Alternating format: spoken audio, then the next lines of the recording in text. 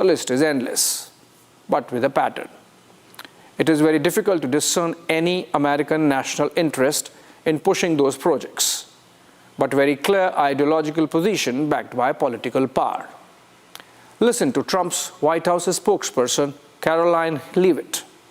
And here's the reason why Elon Musk and others have been taking a look, because if you look at the waste and abuse that has run through USAID over the past several years, these are some of the insane priorities that organization has been spending money on.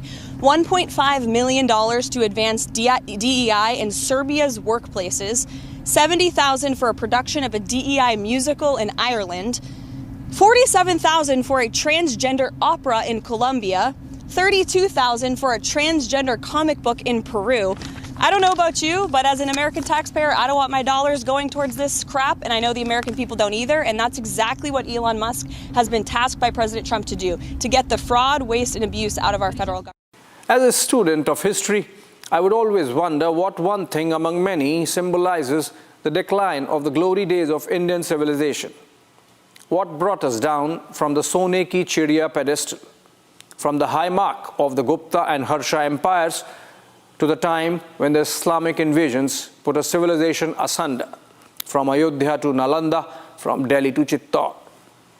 Apart from the ruins, there's one remnant, the Khajuraho temples built by the Chandela kings, their building coinciding with the collapse of the Indian state amid the invasions.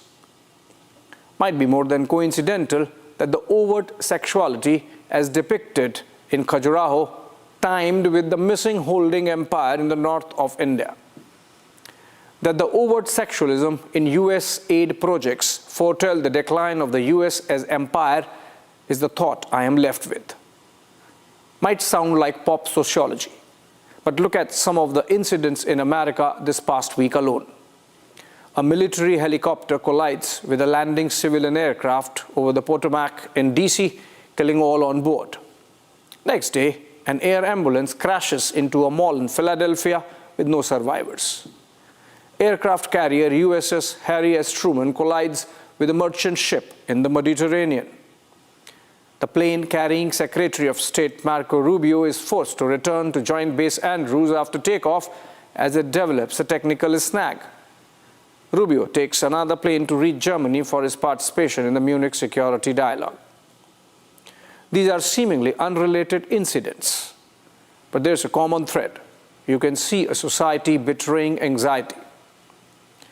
There's a visible infrastructure collapse on the physical side, and then there is a psychological manifestation of those anxieties.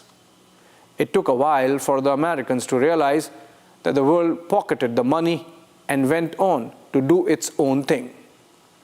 All the regime change, the hubris associated with influencing events of sovereign countries, propping dictators, demolishing democratically elected governments did not prevent the inevitable slide. One stark example. US aid funded a project for strengthening democracy in Pakistan through its political parties. Money is spent, US $21.5 million, or roughly 400 crores in Pakistani rupees. Result, two of the three main political parties, the PPP and PMLN, are family-run enterprises. Leader of the third, PTI, is in jail. The Pakistan Army continues its proxy rule. Pakistan remains the strongest friend of China in the region and the single biggest reason outside of Afghanistan for all the bleeding of America in the last 20 years. So, from Panama to the Gulf of Mexico, now Gulf of America, from the border wall to Greenland, every bit of what Trump has said or done since his election victory reflects the anxieties of a power in decline trying to reverse the tide. They are not the land grab of an expansionist power. They are more like castling, moat building to beef up national security. Doge is about bringing back fiscal prudence before debt cripples economy. Tariff wars are about getting off the high pedestal and look for equality in the Committee of Nations. US aid rollback is the rolling back of the Marshall Plan mindset with which the post-World War II America engaged with the rest of the world. No more paying from its pocket to buy influence. No more immigration at the expense of chaos at home. No more outsourcing at the expense of job losses in the national economy. A day before Trump's phone call with Putin, Defense Secretary Pete Hegseth set the stage, announcing that NATO membership for Ukraine was off the table, and that if it wanted those territories it lost to Russia in war since 2014, it better did of its own resources. United States was not available to absorb the costs. Simply put, Europe is no more an American protectorate. Fend for yourself. In a recent podcast with broadcaster Megyn Kelly, Trump's new Secretary of State, Marco Rubio, said that America was now in a multipolar world with multiple great powers in different parts of the world. He also said that the post-war global order is not only obsolete, but was being used against the US. Basically, what Rubio meant was that the days of US attempting to run the world were over. To each their own. Hegemony had to end someday, just that Trump's America is choosing to end it on its own terms. A post-American world brought to you by America itself. Moving on now for the next one. Prime Minister Narendra Modi attracted global attention from unlikely quarters this week. The world of artificial intelligence took note of an anecdotal reference he made to bias in AI during his speech in Paris as co-chair of the AI Action Summit organized by France. Listen to this. Friends, let me begin with a simple experiment. If you upload your medical report to an AI app, it can explain in simple language, free of any jargon, what it means for your health. But if you ask the same app to draw an image of someone writing with their left hand, the app will most likely draw someone writing with the right hand. Prime Minister's example of AI not able to show left handwriting because it is so overwhelmingly trained by right-hand writers is the mildest example of bias that he could have flagged. When asked on high-paying professions, for example, AI frequently fails to show up any black man in pictures. Last month saw a black swan event. China came out with its first AI chatbot, a large language model that did to Microsoft what Microsoft had done to Cisco 3 decades ago. Developed in a couple of months and in less than $6 million, DeepSeek packs more punch than Microsoft's ChatGPT that has taken billions already over the last 5 years. There was an immediate market response with big tech scripts crashing by $1 trillion, Nvidia taking the biggest hit.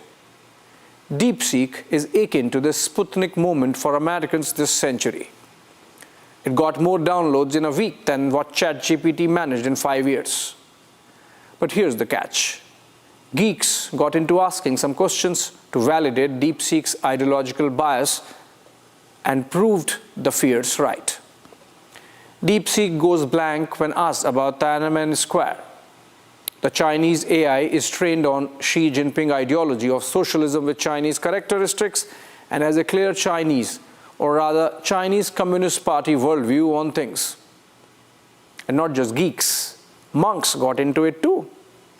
Delhi-based ISKCON monk Yudhishthir Das asked some probing questions from ChatGPT and also other LLM models. From the mundane like why is Sam Altman fighting with his sister to a similar set of questions on Hinduism, Islam and Christianity. Here's what he found.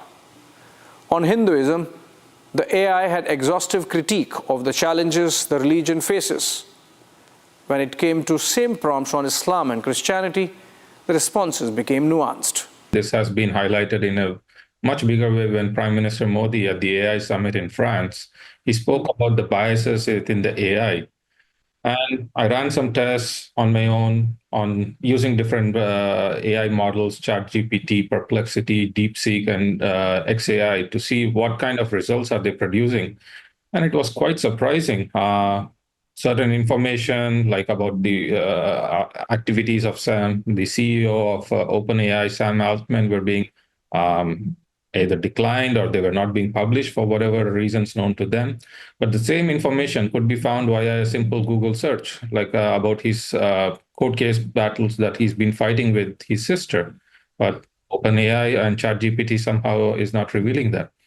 So that set me thinking that what's actually going on. So I started looking deeper and I started asking some questions about being a monk. I started asking about Hinduism. And when I asked it to critique what are the major challenges in Hinduism, it immediately started giving me some prompts. And when I started asking it to do the same thing with other religions, Islam, Christianity, and so on, and the responses started changing.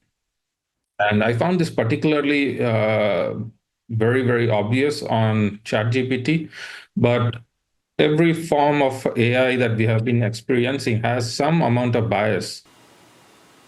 I first heard of AI in the year Y2K as an engineering student in the college canteen.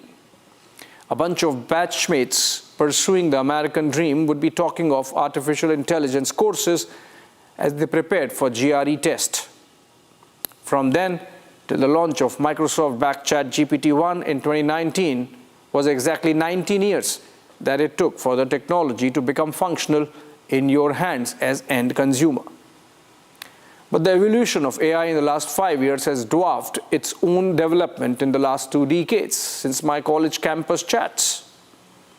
As the technology is based on data guzzling, in the last 2 years alone, there's nothing left of the written, spoken, or recorded word in the digital space that the AI bots have not ingested and internalized. Like a billion books and all digested, gulped. Look at it this way. Electricity was developed in early 1800s, but its manifestation in economic activity took a century. It would be another century before electricity would be available for the masses. So 200 years.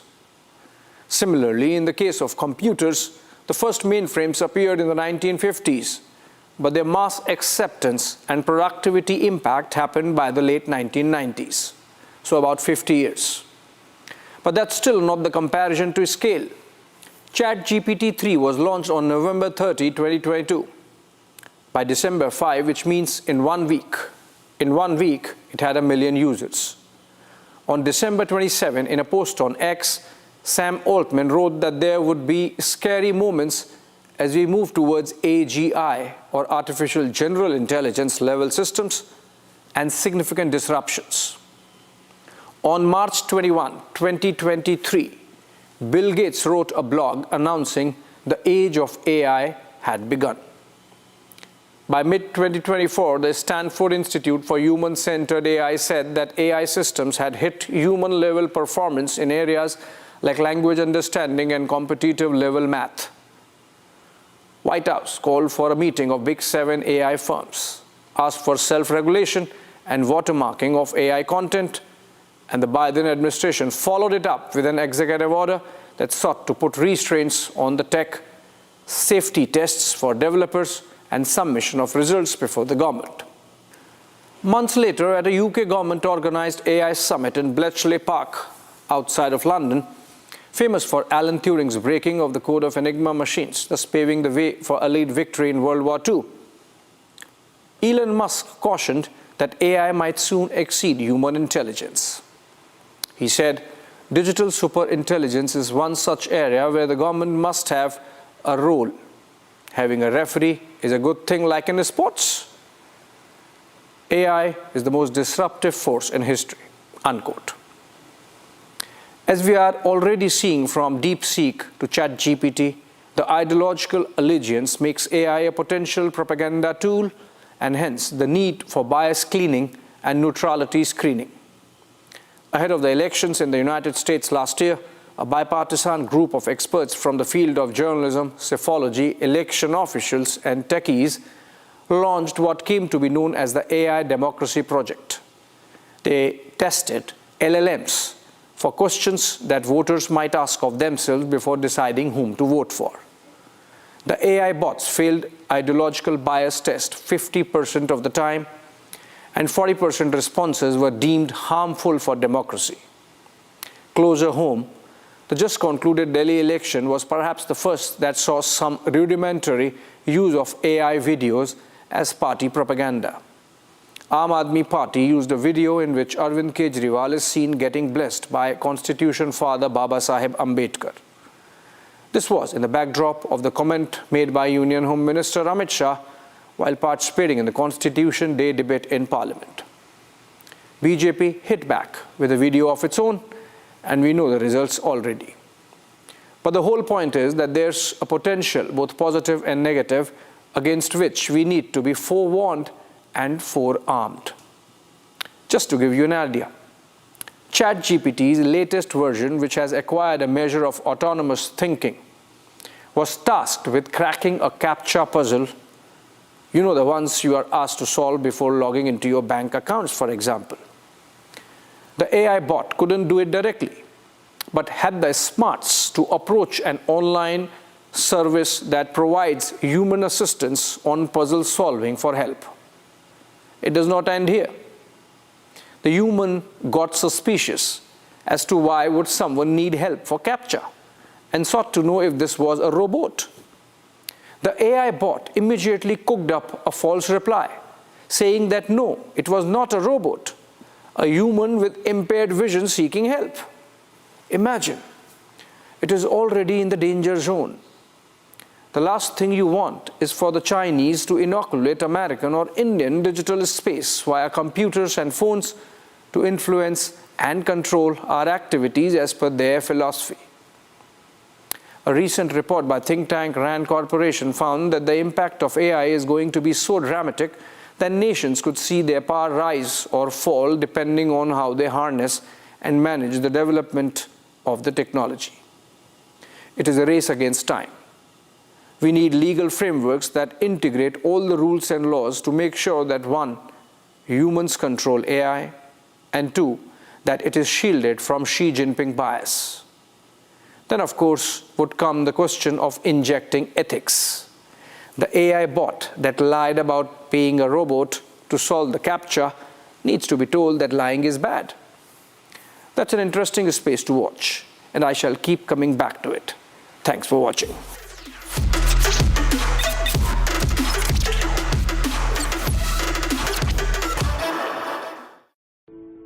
In the India Today Best Universities Survey, India's #1 ranked universities in various streams are JNU Delhi, Amity University, AIIMS Delhi, IIT Delhi, and National Law School Bengaluru.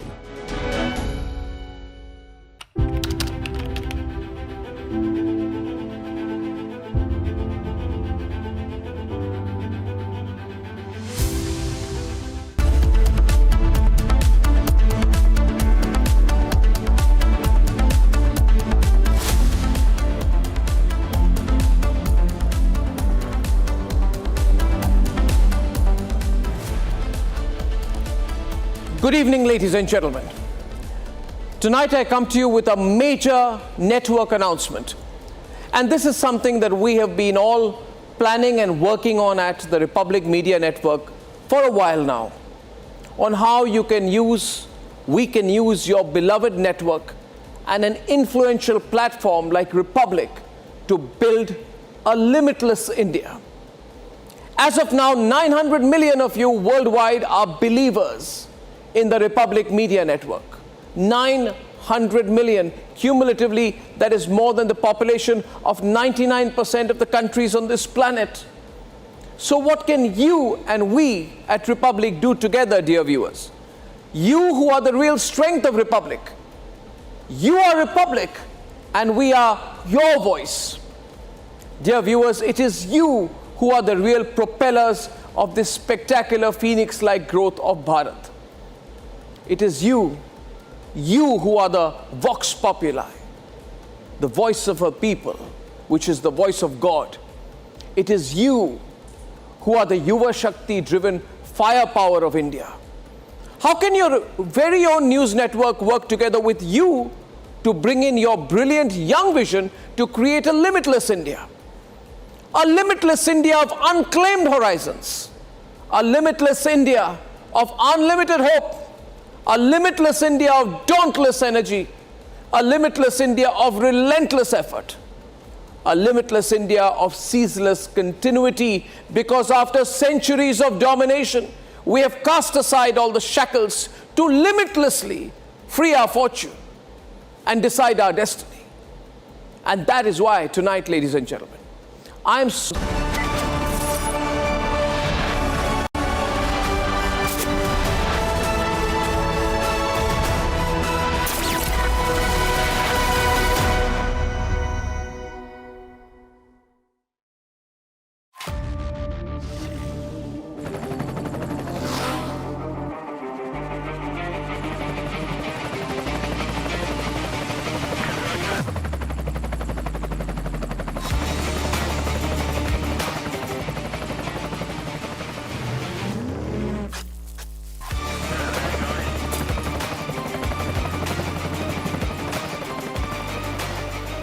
Director, the taste of success.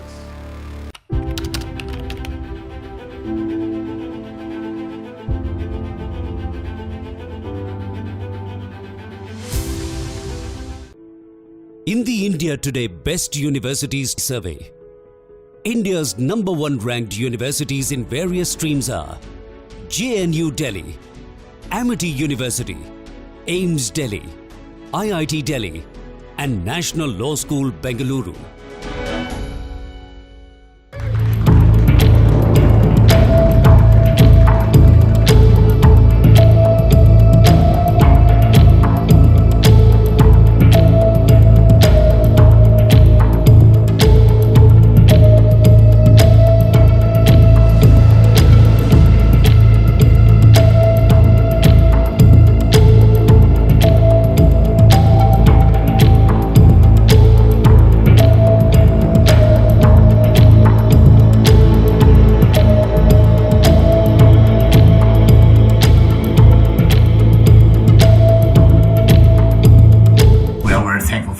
American support, President Trump. We have good conversation today.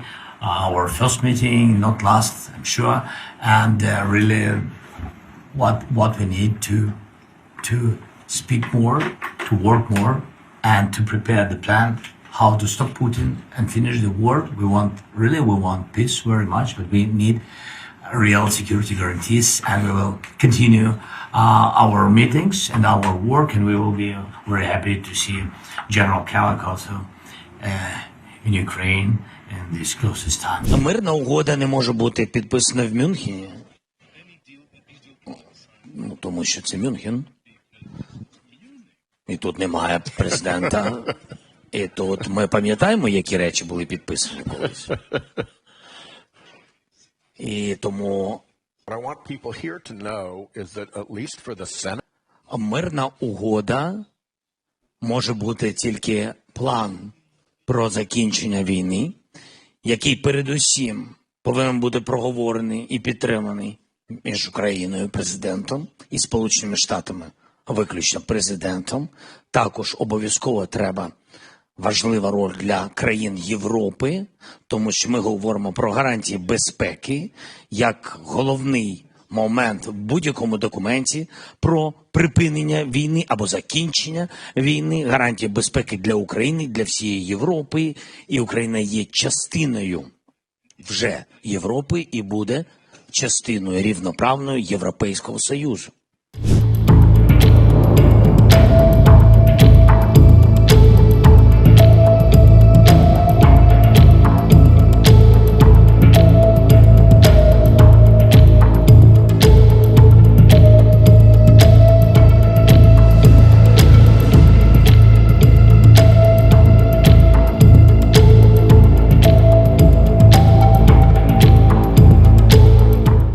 стосується моєї зустрічі з американськими колегами, у нас багато зустрічей.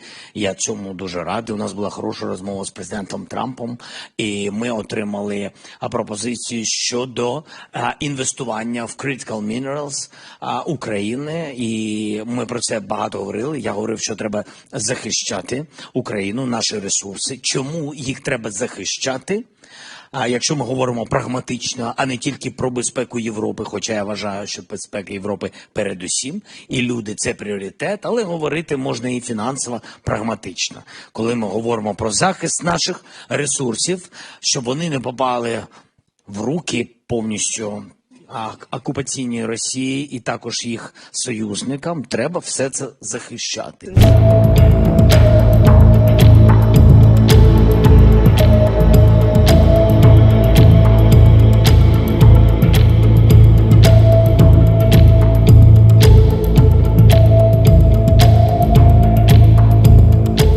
That's why when we speak, and we spoke with the President Biden, and we spoke with the President Trump, and especially now with the President Trump, I asked, so okay, if it's not NATO for today, if it's not NATO, we will ask tomorrow, it doesn't matter. But if we're speaking about today, what alternatives? What do you know that's wrong? From Asia's largest news headquarters, setting the agenda for Bharat.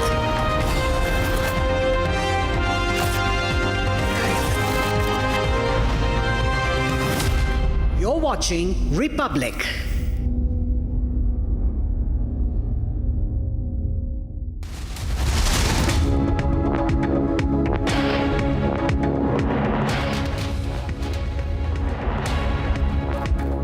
Good evening, viewers. You're watching Republic TV, and I am Rakshita Mishra with you. Let's get you a quick roundup of all the top stories that we've been tracking for you this Sunday. 18 people killed in a stampede at the New Delhi railway station on Saturday evening. Railway orders a high-level inquiry. Srimati Elizabeth Gogoi, a British national, was an integral part of lead Pakistan during her time spent in Islamabad. Assam Chief Minister Himanta Biswa Sarma orders a probe into Gogoi's wife's alleged links to Pakistan and ISI. Gogoi hits out at Himanta Biswa Sarma, claims a conspiracy against him and his family. The Congress MP vows to take legal action against the BJP. In a conversation with Republic TV, top jurist Harish Salve raises questions on ex-CJI Justice Deva Chandrachud's utterances on a foreign media platform, says Supreme Court cannot be put on trial. And sources inform Republic TV that key BJP legislative meeting to be held tomorrow. Next Chief Minister likely to take oath on the 18th of February.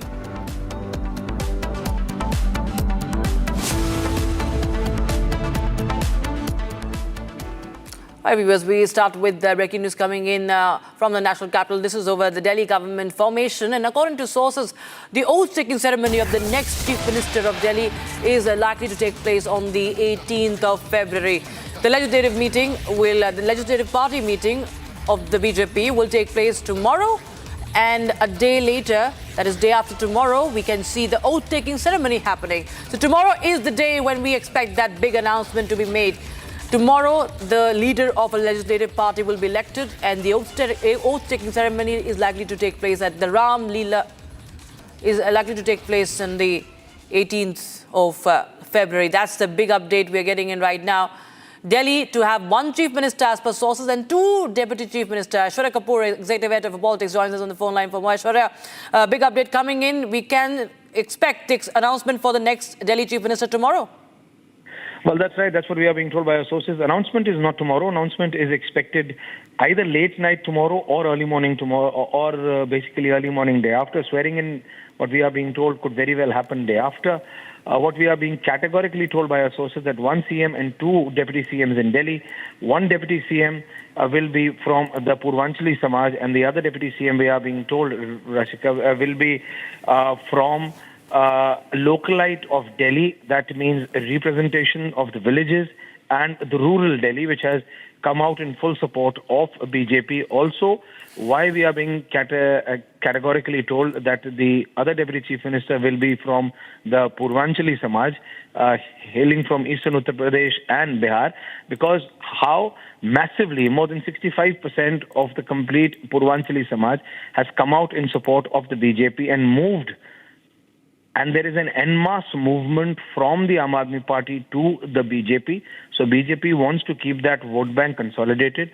And hence we are being told that for the first time in Delhi, BJP could very well move for a format of one CM and two deputy CMs respectively. Back to you, Rachel. Thank you so much, Abhishek Kapoor, for joining us with those details on that big development. Republic TV continues to get you more updates on that, viewers, as the key BJP meeting is tomorrow, and we'll be tracking that for you. And now we have some other news that we're tracking. This is from Assam, viewers. The Assam government has now ordered a probe into the sensational and alleged Gogoi-Pakistan link. Now, Gogoi's wife, Elizabeth Gogoi's links to the individual called Ali Takrir Sheikh are now going to be investigated. Hemanta Biswa Sarma has alleged that Gogoi's wife worked with Takrir in an organization called Lead Pakistan. Moreover, this Pakistani national has time and again cheered for anti-India posts on social media platform X.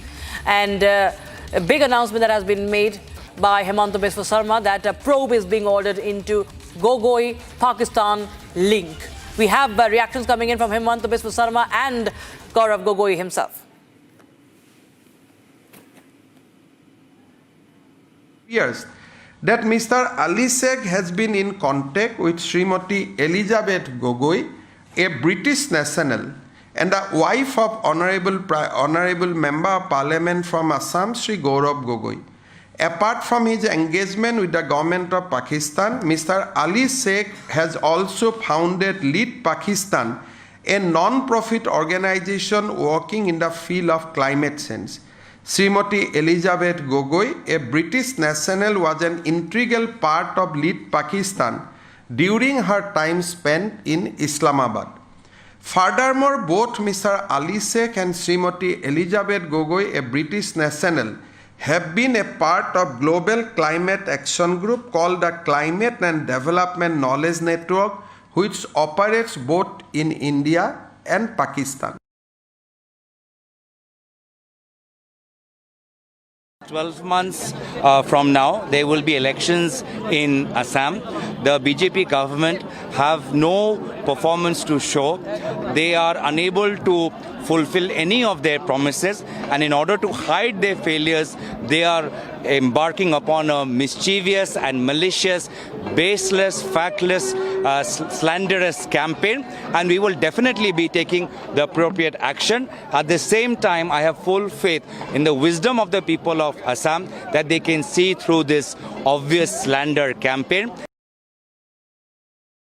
Join live in the broadcast for more on Aniruddha. Well, it's not just a mere war of words, but Assam Chief Minister, as he had hinted yesterday, has ordered an investigation into the matter.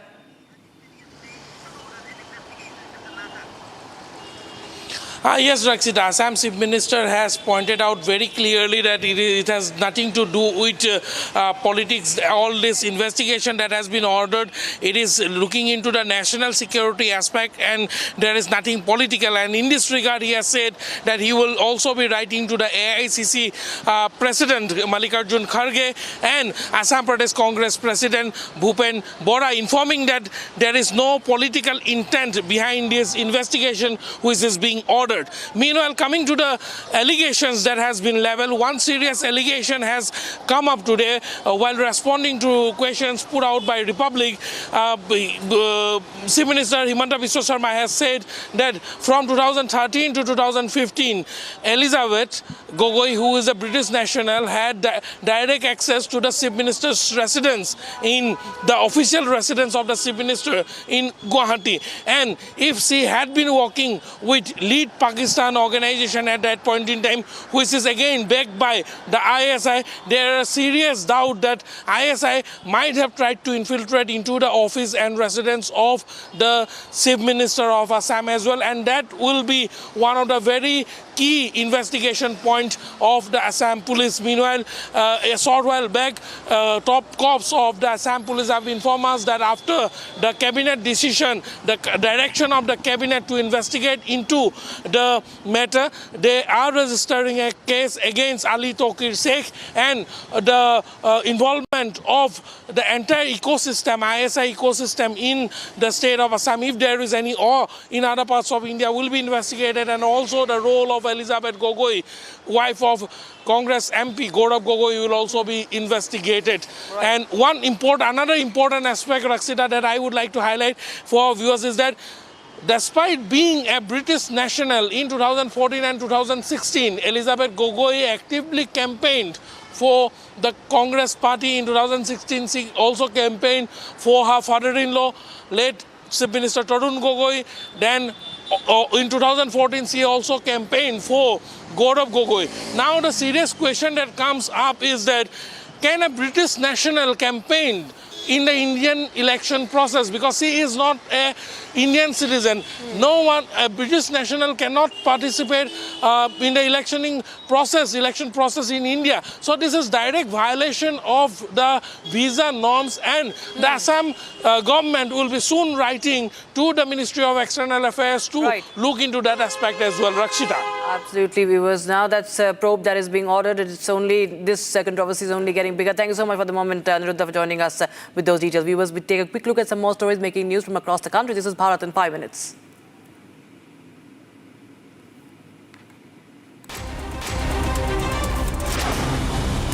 The majority of the victims who sustained injuries in the New Delhi railway station stampede have suffered lower limb injuries, while others suffered from bone injuries, as per the official sources. Injured admitted to the LNJP hospital in the national capital have been discharged by the doctors after primary treatment. A team of 15 doctors is currently taking care of the injured.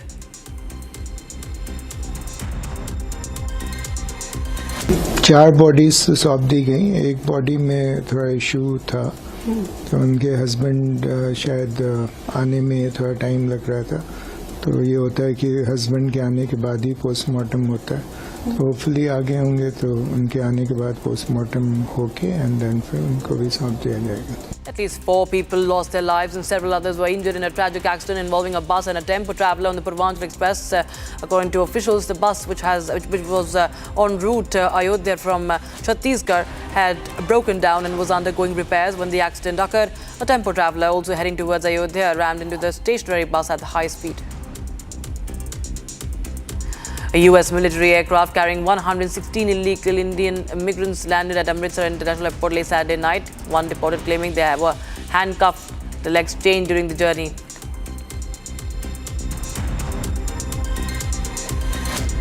The RSS chief has called for unity. RSS chief Mohan Bhagwat stressed the importance of embracing the world's diversity, saying that the Hindu society believes that unity itself embodies diversity. Addressing an RSS program in Bardhaman, Bhagwat reiterated the need for unity within Hindu society.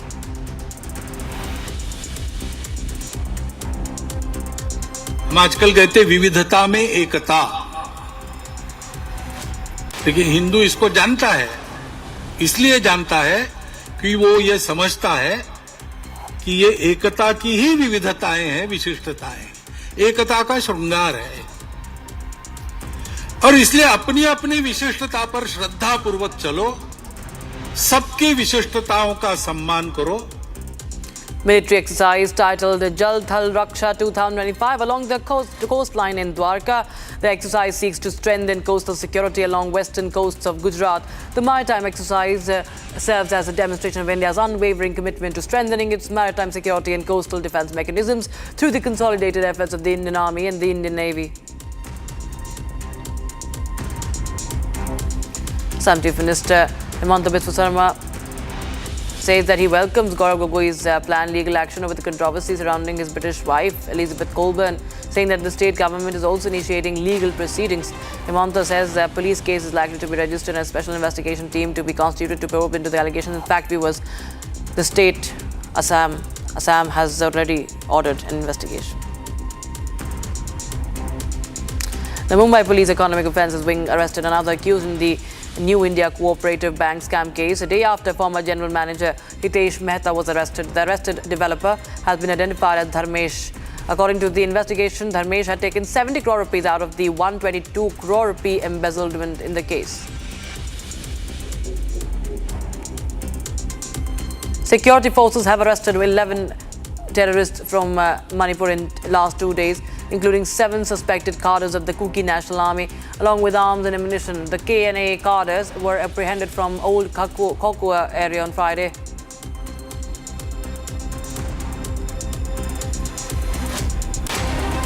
Right, listen to the short break, viewers, but we continue to track all the reactions that are coming in. In fact, we'll also tell you what Harish Salve has to say in a conversation to Republic TV as he questions ex-CJI Justice D.Y. Chandrachud's utterances on a foreign media platform, saying that the Supreme Court cannot be put on trial.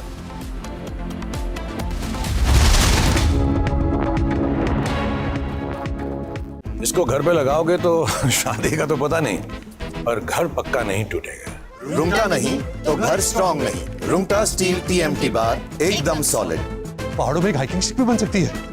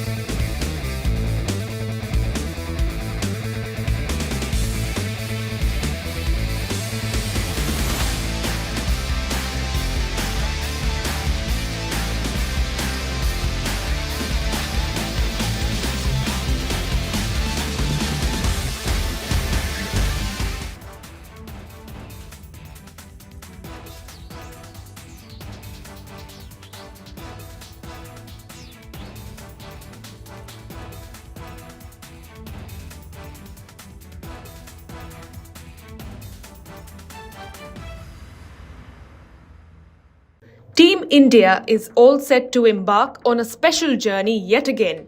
the journey of reclaiming the coveted Champions Trophy.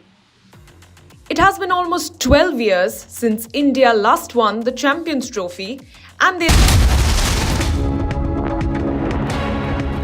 Welcome back, viewers. Just moments after the news broke about the stampede at the New Delhi railway station, many top leaders in Delhi rushed to the New Delhi railway station, and the hospitals took stock of the situation, taking the victims and treating them, rescue operations.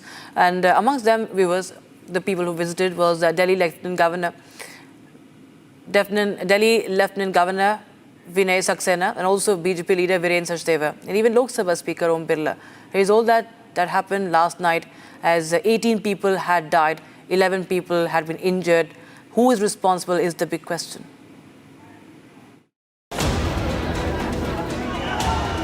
Dramatic scenes emerged from the New Delhi railway station last night after a stampede-like situation broke out on platforms 12, 13 and 14. Two delayed trains, the last moment arrival of Prayagraj Express, and over 1,500 general tickets issued at the last moment.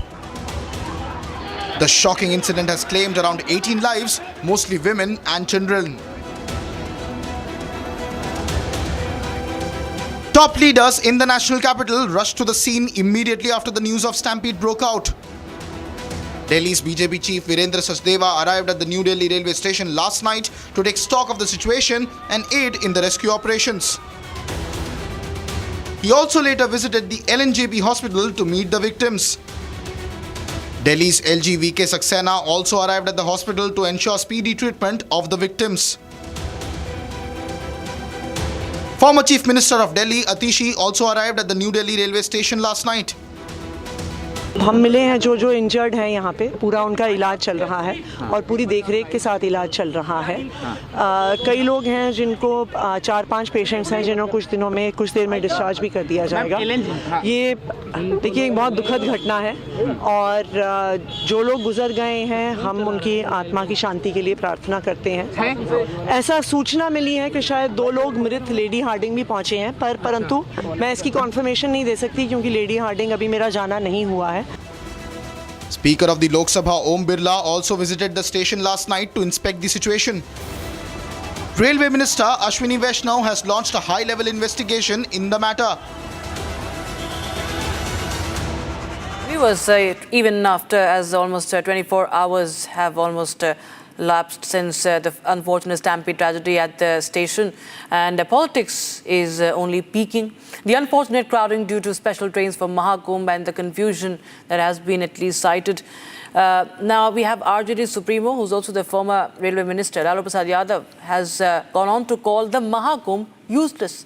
Meanwhile, other political leaders are also jumping in the ring to take pot shots. The BJP is a report.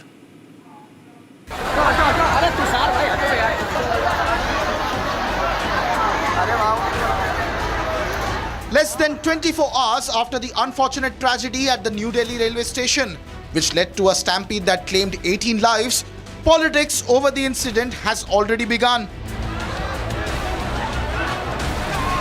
It all started last night when massive crowds gathered on the New Delhi railway station for boarding the Prayagraj Express. The sudden surge of passengers amid sources indicating last-moment change of platforms, over 1,500 general tickets issued at the last moment, are amongst various reasons being probed behind the tragedy. The Railways has ordered a high-level inquiry into the matter, but this did not stop the opposition leaders from politicizing the tragedy. In the most shocking manner, RJD Supremo and former Railways Minister Lalu Prasad Yadav blamed the Mahakumbh, calling it quote-unquote useless. अरे सब कुंभ का क्या कोई मतलब है, फालतू है कुंभ। बहुत दुखद हुआ है, एकदम लापरवाही है कांग्रेस के। रेल मंत्री को इस्तीफा करना चाहिए, जिम्मेवारी लेना चाहिए। बहुत बड़ी हादसा हुआ। कुंभ में भी भगदड़ हुआ था सर। हाँ तो कुंभ में भी हुआ, कुंभ आस्था का जगह है, आस्था का जगह है, लोग जाते हैं। दोषी कौन है सर? दोषी गवर्नमेंट है, गवर्नमेंट को। Not just that, AIMIM chief Asaduddin Owaisi also called the entire tragedy a BJP cover-up. Leader of opposition Rahul Gandhi too called the entire tragedy a failure of the government and blamed the insensitivity of the administration. Aam Aadmi Party leader and former Deputy Chief Minister of Delhi, Manish Sisodia, also entered the political arena with a jibe, calling the government Aapda Sarkar. Amidst this, Union Minister of Railways Ashwini Vaishnav is likely to chair a meeting at Rail Bhavan. And time for a short break, viewers. But we continue to track more updates in the stampede case. 18 people have been killed at the New Delhi railway station. Railway has ordered a high-level inquiry. Investigation underway.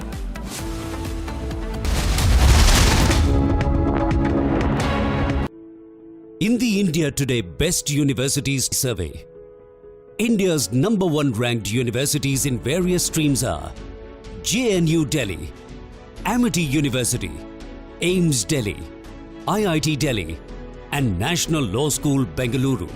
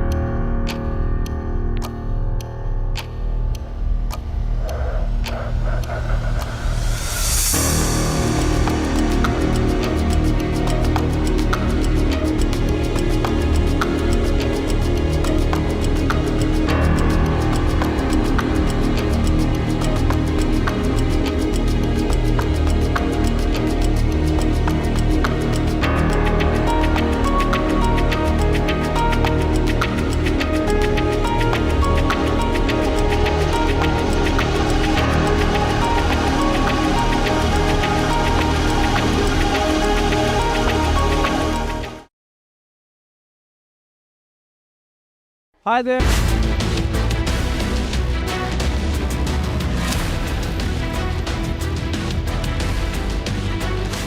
Announcement में तो पहले 12 number की गाड़ी बोला, फिर लगने को आई गाड़ी जब 16 पे बोल दी उल्टी, इसलिए ऊपर नीचे पब्लिक होगी। 18 लोगों की जान गई है, क्या ये सिक्योरिटी की चूक है? रेलवे को इसकी जिम्मेदारी लेनी पड़ेगी। 18 लोगों की जान गई है, क्या कहना चाहेंगे आप?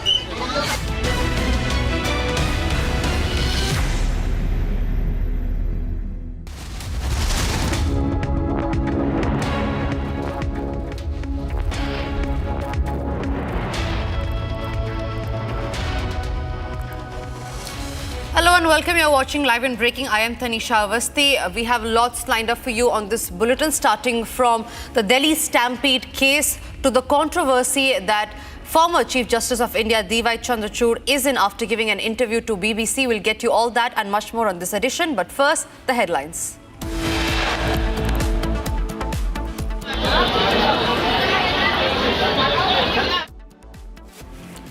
"18 people killed in a stampede at New Delhi railway station on Saturday evening. Railways orders high-level inquiry." Srimati Elizabeth Gogoi, a British national, was an integral part of lead Pakistan during her time spent in Islamabad. Assam Chief Minister Himanta Biswa Sarma orders a probe into Gaurav Gogoi wife's alleged links to Pakistan and ISI. The BJP government, in order to hide their failures, they are embarking upon a mischievous and malicious, baseless, factless, slanderous campaign, and we will definitely be taking the appropriate action. Gaurav Gogoi hits out at Himanta Biswa Sarma, claims conspiracy against him and his family. The Congress MP vows to take legal action against the BJP. This raises issues of great moment. The Chief Justice of India is a part of the Supreme Court of India, and I don't think he should be speaking of what the court does. In a conversation with Republic TV, top jurist Harish Salve raised this question on ex-CJI Chandrachud's utterances on the foreign media platform. Says Supreme Court cannot be put on trial. Sources have informed Republic that key BJP legislative meeting will be held on February 17. The next GM is likely to take oath on February 18th.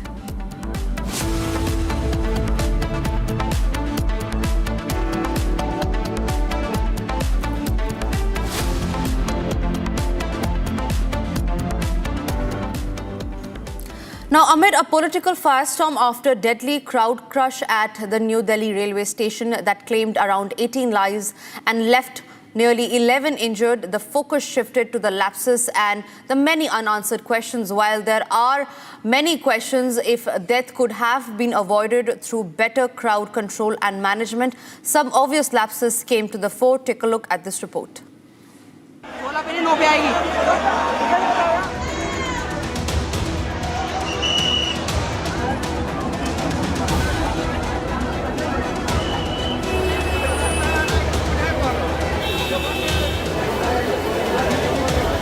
Tears rolled as disconsolate families mourned their dead. A day after, a stampede left 18 passengers dead and several more injured at the New Delhi railway station, there were telltale signs of the horrific scenes that unfolded the day before. While a high-level probe was ordered into the incident, some obvious lapses came to the fore. As chilling visuals emerged of surging crowds jostling to board trains moments before the stampede, questions were raised on the security deployment to regulate the movement of passengers. There were questions as well as to whether the feeds from the security cameras installed at the station were being monitored real time. There was also no clarity on whether the tickets sold far exceeded the carrying capacity of the station. While the unfortunate tragedy panned out, opposition was quick to politicize. 18 लोगों की जान गई है, इसके लिए कौन जिम्मेदार होगा? Right now I am joined by senior RPF official. जिम्मेदार कौन है? कोई ना कोई तो जिम्मेदार होगा ना। रेलवे को इसकी जिम्मेदारी लेनी पड़ेगी। 18 लोगों की जान गई है। आप just asking a question, let me just ask a question. 18 लोगों की मौत हो गई है, उसके लिए जिम्मेदार कौन है? 18 लोगों की मौत का जिम्मेदार कौन है? कमेटी बनाई गई है, उसके आप मेंबर है। जो कमेटी बनाई है गई है, उसके आप कोई जानकारी के लिए जिम्मेदार। Hey, you see, I'm just trying to ask question. Could you please allow me to ask questions? But is that the best thing to do when people are in crisis and the government focuses on getting things back on track? Now, just moments after the news broke out about the stampede at the New Delhi railway station, many top leaders in Delhi rushed to the New Delhi railway station and hospital to take stock of the victim and the rescue operations. Among them were Delhi LG, Delhi BJP Chief Virendra Sachdeva and even the Lok Sabha Speaker Om Birla. Here is all that took place in the aftermath of the unfortunate tragedy at the New Delhi railway station last night. Dramatic scenes emerged from the New Delhi railway station last night after a stampede-like situation broke out on platforms 12, 13 and 14. Two delayed trains, the last-moment arrival of Prayagraj Express and over 1,500 general tickets issued at the last moment. The shocking incident has claimed around 18 lives, mostly women and children. Top leaders in the national capital rushed to the scene immediately after the news of stampede broke out. Delhi's BJP Chief Virendra Sachdeva arrived at the New Delhi railway station last night to take stock of the situation and aid in the rescue operations. He also later visited the LNJP hospital to meet the victims. Delhi's LG VK Saxena also arrived at the hospital to ensure speedy treatment of the victims. Former Chief Minister of Delhi, Atishi, also arrived at the New Delhi railway station last night. हम मिले हैं जो injured हैं यहाँ पे, पूरा उनका इलाज चल रहा है और पूरी देखरेख के साथ इलाज चल रहा है। कई लोग हैं जिनको 4-5 पेशेंट्स हैं जिन्हें कुछ देर में डिस्चार्ज भी कर दिया जाएगा। ये देखिए एक बहुत दुखद घटना है और जो लोग गुजर गए हैं हम उनकी आत्मा की शांति के लिए प्रार्थना करते हैं। ऐसा सूचना मिली है कि शायद 2 लोग मृत लेडी हार्डिंग भी पहुँचे हैं परंतु मैं इसकी कॉन्फर्मेशन नहीं दे सकती क्योंकि लेडी हार्डिंग अभी मेरा जाना नहीं हुआ है। Speaker of the Lok Sabha Om Birla also visited the station last night to inspect the situation.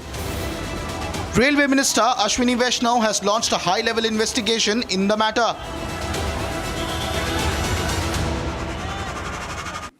And not even 24 hours had passed since the unfortunate stampede tragedy at the New Delhi railway station, and politics has already begun. The unfortunate crowding due to special trains for Mahakumbh. Now, the RJD Supremo Lalu Prasad Yadav has called Mahakumbh useless. Meanwhile, the other opposition parties, including Rahul Gandhi, has also jumped into the ring to take pot shots at the BJP. Here's a report on that.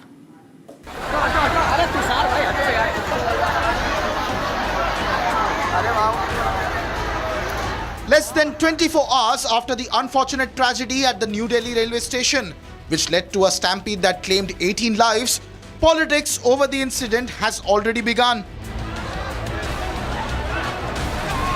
It all started last night when massive crowds gathered on the New Delhi railway station for boarding the Prayagraj Express. The sudden surge of passengers amid sources indicating last-moment change of platforms, over 1,500 general tickets issued at the last moment, are amongst various reasons being probed behind the tragedy. The Railways has ordered a high-level inquiry into the matter, but this did not stop the opposition leaders from politicizing the tragedy. In the most shocking manner, RJD Supremo and former Railways Minister Lalu Prasad Yadav blamed the Mahakumbh, calling it quote-unquote useless. अरे सब कुंभ का क्या कोई मतलब है, फालतू है कुंभ। बहुत दुखद हुआ है, एकदम लापरवाही है कांग्रेस के। रेल मंत्री को इस्तीफा करना चाहिए, जिम्मेदारी लेना चाहिए। बहुत बड़ी हादसा हुआ। कुंभ में भी भगदड़ हुआ था सर। कुंभ में भी हुआ, कुंभ आस्था का जगह है, आस्था का जगह है, लोग जाते हैं। दोषी कौन है सर? दोषी गवर्नमेंट है, गवर्नमेंट को। Not just that, AIMIM chief Asaduddin Owaisi also called the entire tragedy a BJP cover-up. Leader of opposition Rahul Gandhi too called the entire tragedy a failure of the government and blamed the insensitivity of the administration. Aam Aadmi Party leader and former Deputy Chief Minister of Delhi Manish Sisodia also entered the political arena with a jibe, calling the government Abda Sarkar. Amidst this, Union Minister of Railways Ashwini Vaishnav is likely to chair a meeting at Rail Bhavan. The authorities have now enforced a temporary ban on Aarti on the banks of river Ganga in Varanasi. The announcement comes amid the rush of pilgrims to the holy city after visiting the ongoing Mahakumbh in Prayagraj. Take a look at this detailed report for more.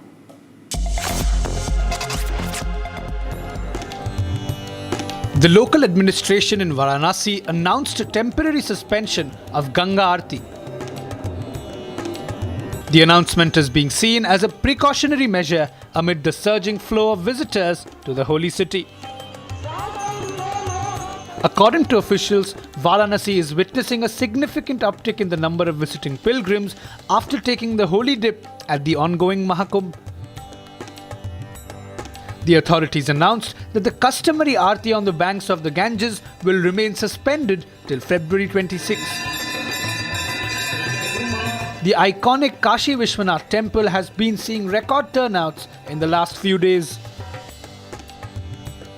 The authorities have also suspended physical classes at schools up to class 8, while traffic curbs have been enforced to regulate movement and secure the passage of devotees to Varanasi.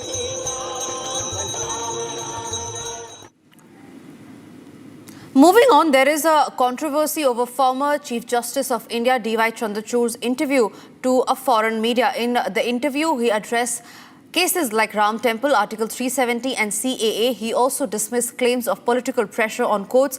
Now, the former Chief Justice of India D.Y. Chandrachud has defended the Supreme Court's verdict upholding the abrogation of Article 370 of the Constitution, stating that it was a temporary and transitional provision meant to fade away. In an interview with the foreign media, Justice Chandrachud emphasized that the Supreme Court acknowledged the elected government's decision to abrogate the provision, which was introduced as a transitional arrangement due to war-like conditions in the state.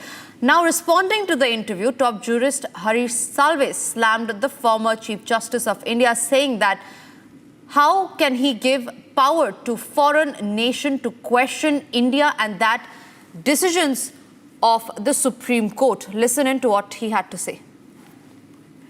Chief Justice of India, Justice Chandrachud, who's giving out a lot of interviews to BBC and other Western media outlets. It's been trending for the wrong reasons. What are we supposed to think of it when answers are not able to come out?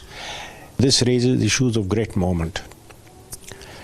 The Chief Justice of India is a part of the Supreme Court of India, and I don't think he should be speaking of what the court does, because it's not him, but the Supreme Court, which was actually on trial in that interview.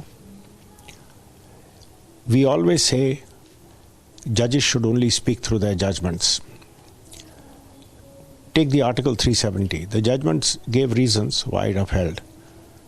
You bring this up in a private interview and your motives for the judgment are questioned. All sorts of aspersions were cast. Also, when you sit in an interview like this, he was asked why he did not hear the Citizenship Amendment Act case. Who's a journalist to ask why our Supreme Court hears a case or doesn't hear a case? So, and what was the underlying suggestion? That the Supreme Court has lost its duty to the Constitution in holding the balance even between different castes and communities? So this is the complete danger of giving interviews on judicial work. You want to give interviews on administrative work, on how you've introduced technology, how you're working on improving the lot of the complete near defunct legal system and where there are staggering areas. Speak about that. Don't speak about judgments ever. I think the larger picture that you said is when he spoke about this, the Supreme Court was on trial. It's not only this, sir. Every time there is any PIL that is filed that is asking for questioning the electoral voter turnout and other things, whether the EVMs are being questioned, to be answering to a foreign government is something that judges should possibly not be doing at this point. Judges should speak through their judgments. And then we follow the discipline. We may criticize their judgments, we may discuss their judgments, we may tear into their judgments, but we don't discuss judges. What you've done is you put judges on trial, not judgments. Sir, final words. When it comes to people who are now speaking out, judges who are speaking out, what about this lobby in the Supreme Court that was trying to intimidate the judges at one time and trying to bully them in a way of trying to hear some cases here or there? See, this cut and thrust in the Supreme Court should remain inside the courtrooms and at worst gossiped about in the corridors of the Supreme Court, but not beyond. Don't take this seriously. Our judges are made of sterner stuff. They know how to deal with these people. Let's also now have a quick check of the other stories. This is Bharat in 5 minutes for you. Illegal Indian immigrants from Haryana who were deported from the United States were taken to Ambala police lines. The second batch of illegal Indian immigrants reached Amritsar on late Saturday night.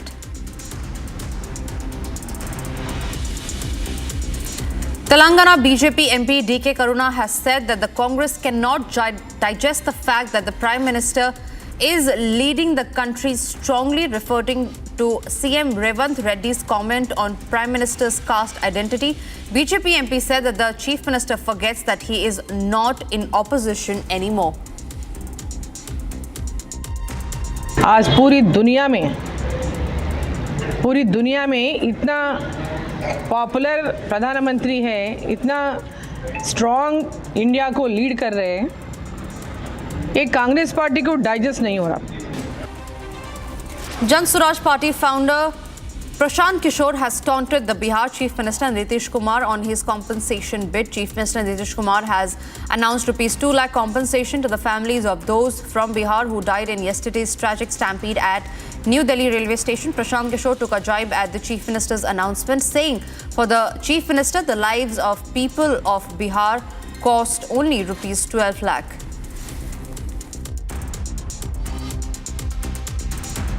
मैं अब नीतीश जी के लिए बिहार के लोगों की जान की कीमत 2 लाख रुपया है. DCP Railways KPS Malhotra has said that the situation at platform number 16 at New Delhi railway station is under control now. He said Prayagraj special train will run from platform number 16 and then Vande Bharat will also run from the same platform. Yesterday, no doubt the crowd was unexpectedly high. And there was some delays as well, and those points, I think what happened yesterday is definitely very important point, but let the expert opinion come on that. On Delhi's stampede incident, Congress has said that the government should have been better prepared. Congress leader Pratap Singh Bajwa has said that the government should be fully prepared for such a mega event. He was referring to Kumbh Mela, where he was talking about the preparation of the Mahakumbh. He said that it should be organized in its system. Bajwa also blamed the Centre, Railway Ministry and the UP government for the tragedy. Second stampede फिर new Delhi के railway station, कोई बहुत फार fest railway station हो, आप कहो कि वहाँ जी administration prepared नहीं थी. यहाँ तो देश का कैपिटल है और देश के कैपिटल में भी अगर आप प्रबंध नहीं कर सकते तो आप मुझे बताओ कि उस गवर्नमेंट को क्या कहा जाए, नालायकी कहा जा सकता है. Former British Prime Minister Rishi Sunak visited Fatehpur Sikri monument at Agra today. He was accompanied by his wife Akshata Murthy, their children and mother-in-law Sudha Murthy. The former British Premier visited Taj Mahal yesterday. He is on a visit to India recently.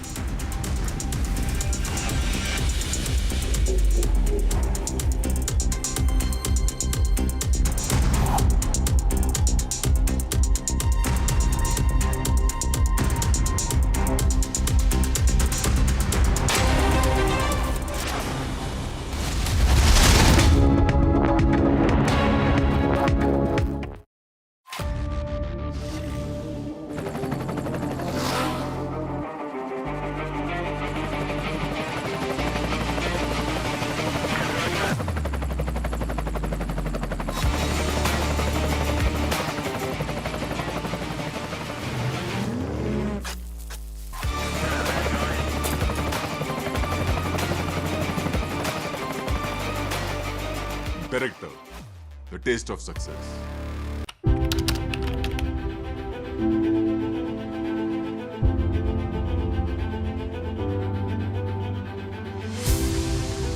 देखो बड़े लंबे समय तो मैं भी ਇਹ ਗੱਲਾਂ ਸਟੇਜਾਂ ਤੇ ਕਹਿ ਰਿਹਾ ਤੇ ਸਮਝ ਵੀ ਆ ਰਹੀਆਂ ਨੇ ਕਿ ਕੇਂਦਰ ਸਰਕਾਰ ਜਿਹੜੀ ਹੈ ਉਹ ਪੰਜਾਬ ਨਾਲ ਹਮੇਸ਼ਾ ਵਿਤਕਰਾ ਧੱਕਾ ਜਿੱਥੇ ਮੌਕਾ ਮਿਲੇ ਉਹ ਜਾਣ ਨਹੀਂ ਦਿੰਦੇ ਪੰਜਾਬੀਆਂ ਨੂੰ ਬਦਨਾਮ ਕਰਨ ਦਾ ਪੰਜਾਬ ਨੂੰ ਬਦਨਾਮ ਕਰਨ ਦਾ ਕੋਈ ਮੌਕਾ ਮਿਲੇ ਉਹ ਜਾਣ ਨਹੀਂ ਦਿੰਦੇ ਔਰ ਭਾਵੇਂ ਉਹ ਕਿਸਾਨਾਂ ਦਾ ਮਸਲਾ ਹੋਵੇ ਉਹ ਪੰਜਾਬ 'ਚ ਪੰਜਾਬੀਆਂ ਦਾ ਭਾਵੇਂ ਕੋਈ ਆਰਡੀਐਫ ਦਾ ਪੈਸਾ ਰੋਕ ਲਿਆ ਹੈ ਨਾ ਪੰਜਾਬ ਦਾ ਰੋਕਿਆ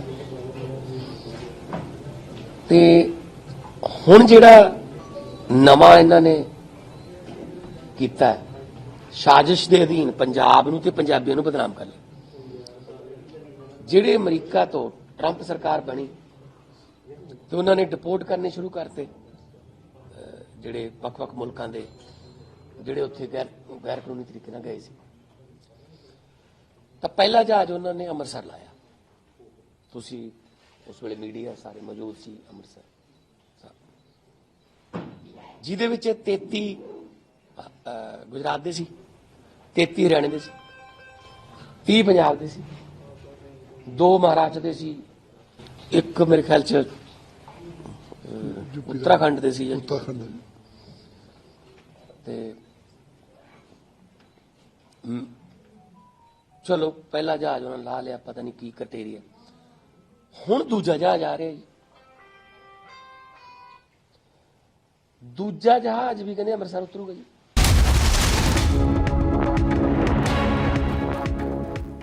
Facing questions and scrutiny over his wife's alleged Pakistani links, Congress MP Gaurav Gogoi hit back at the BJP, accusing it of waging a slander campaign against him and his family. His remark came in the backdrop of BJP putting it out an image purportedly showing Gogoi purportedly sitting alongside former Pakistani High Commissioner Abdul Basit. Meanwhile, unfazed, BJP has taken on the Congress MP, asking him to disclose all the details. Take a look at this report.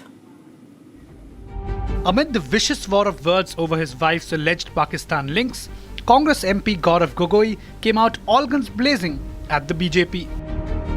Tearing into the BJP, Gogoi accused the ruling party in Assam of peddling a malicious slander campaign against him.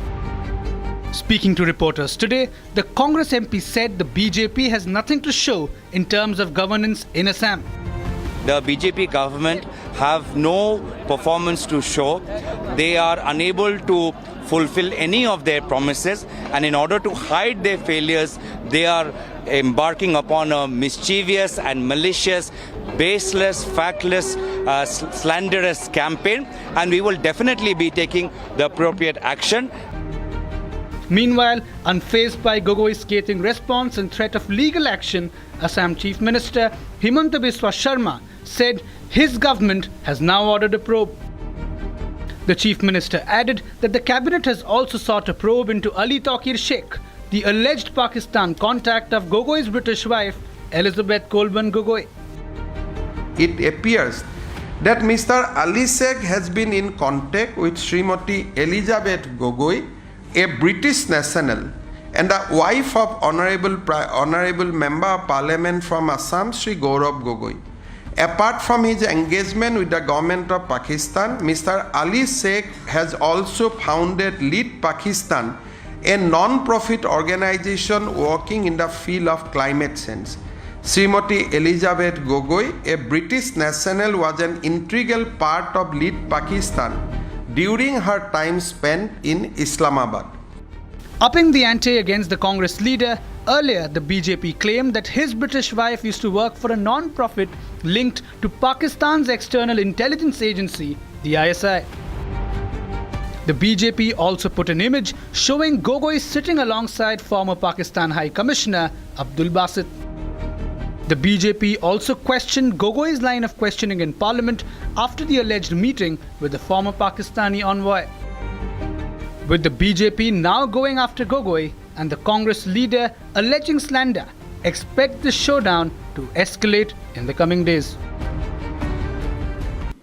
A bombshell report from Elon Musk's Department of Government Efficiency has exposed the deep state's dirty game, a calculated plot to meddle in India's elections. We have irrefutable proof.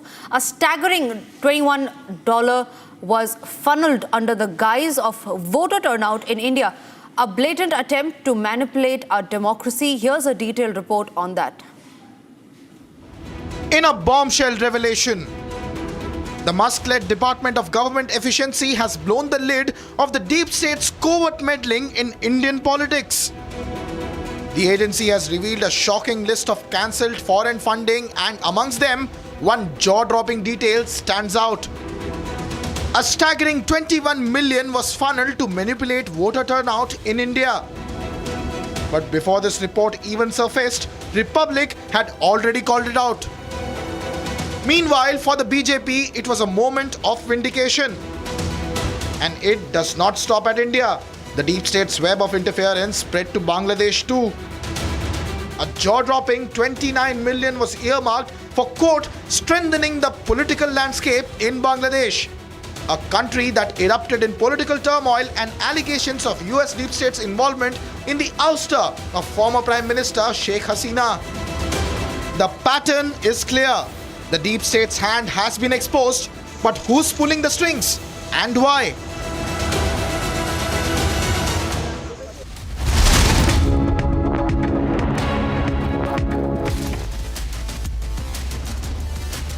Coming up after the break on The Burning Question at 9 p.m. tonight is the reason on what actually led to the stampede in which 18 people have been killed while 11 others have been injured.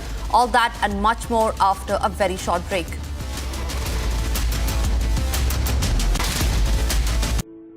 In the India Today Best Universities Survey, India's #1 ranked universities in various streams are JNU Delhi, Amity University, AIIMS Delhi, IIT Delhi, and National Law School, Bengaluru.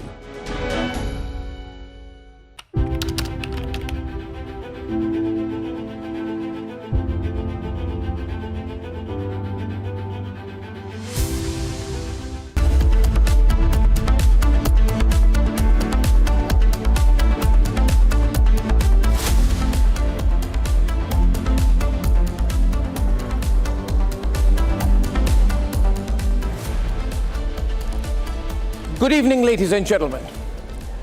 Tonight I come to you with a major network announcement. And this is something that we have been all planning and working on at the Republic Media Network for a while now, on how we can use your beloved network and an influential platform like Republic to build a limitless India. As of now, 900 million of you worldwide are believers in the Republic Media Network.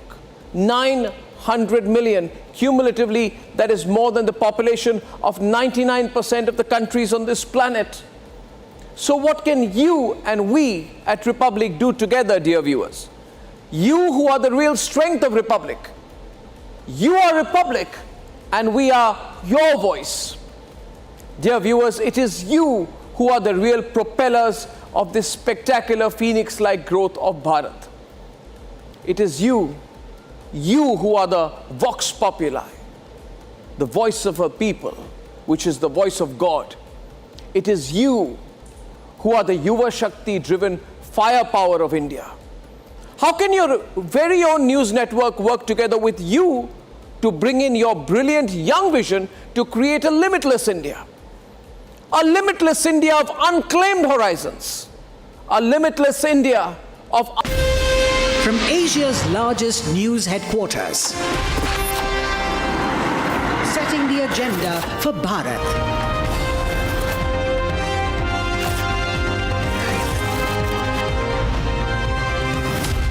You're watching Republic.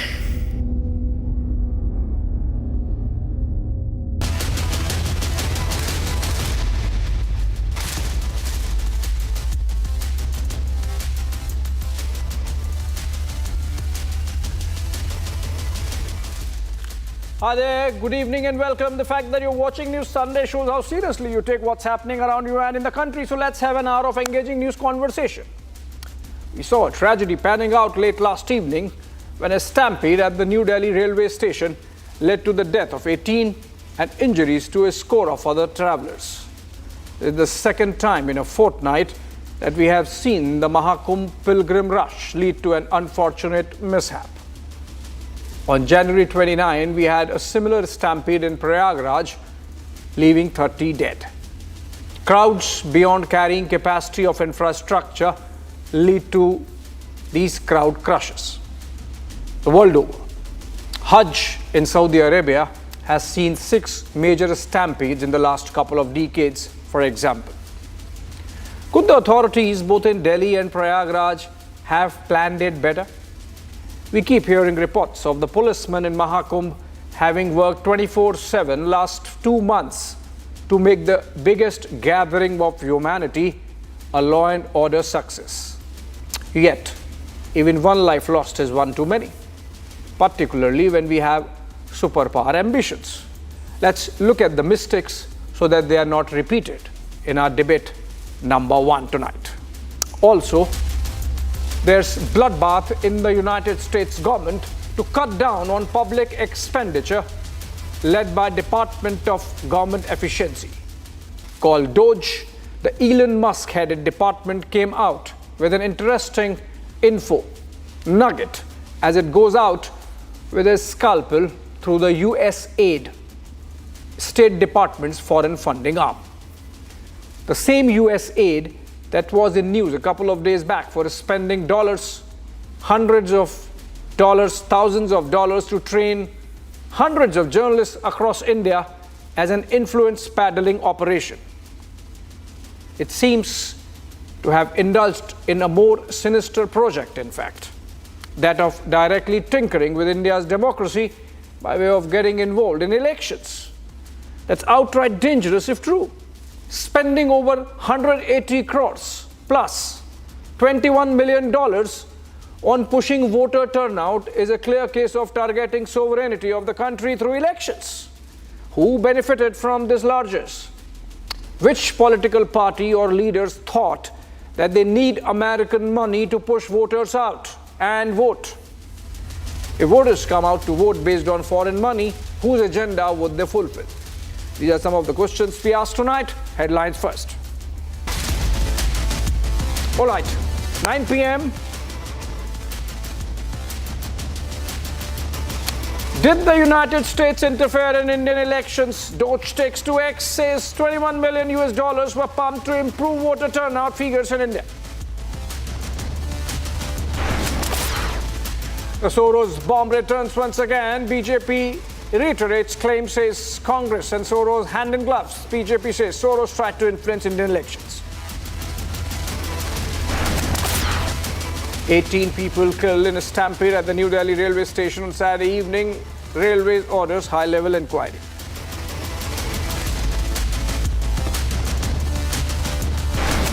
Srimati Elizabeth Gogoi, a British national, was an integral part of lead Pakistan during her time spent in Islamabad.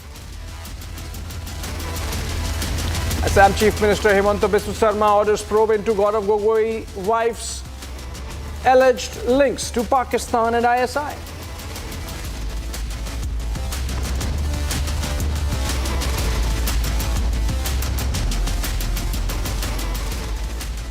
All right, friends, amid a political firestorm after a deadly crowd crush at the New Delhi railway station that left 18 dead, the focus has shifted to lapses and the many unanswered questions. Also, unfortunately, politics already panning out with the opposition coming out and targeting the government and its agencies on this stampede. Let's look at the facts, then I come back for a conversation.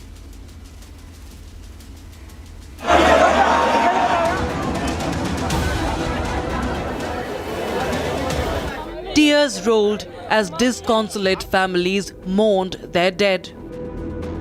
A day after, a stampede left 18 passengers dead and several more injured at the New Delhi railway station, there were telltale signs of the horrific scenes that unfolded the day before.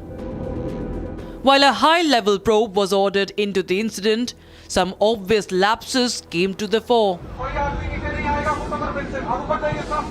As chilling visuals emerged of surging crowds jostling to board trains moments before the stampede, questions were raised on the security deployment to regulate the movement of passengers.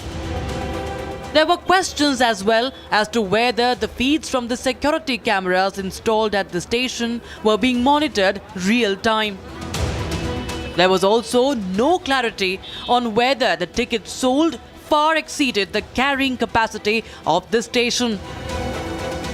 While the unfortunate tragedy panned out, opposition was quick to politicize. 18 लोगों की जान गई है, इसके लिए कौन जिम्मेदार होगा? Right now I am joined by senior RPF official. जिम्मेदार कौन है? कोई ना कोई तो जिम्मेदार होगा ना.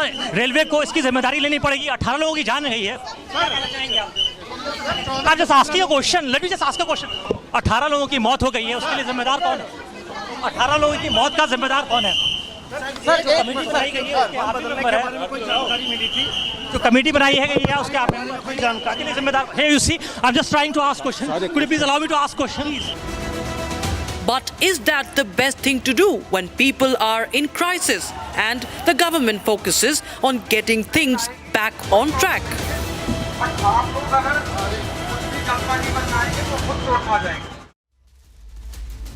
All right, welcome back. And for this conversation, we have Ashutosh Mishra. He's a senior journalist.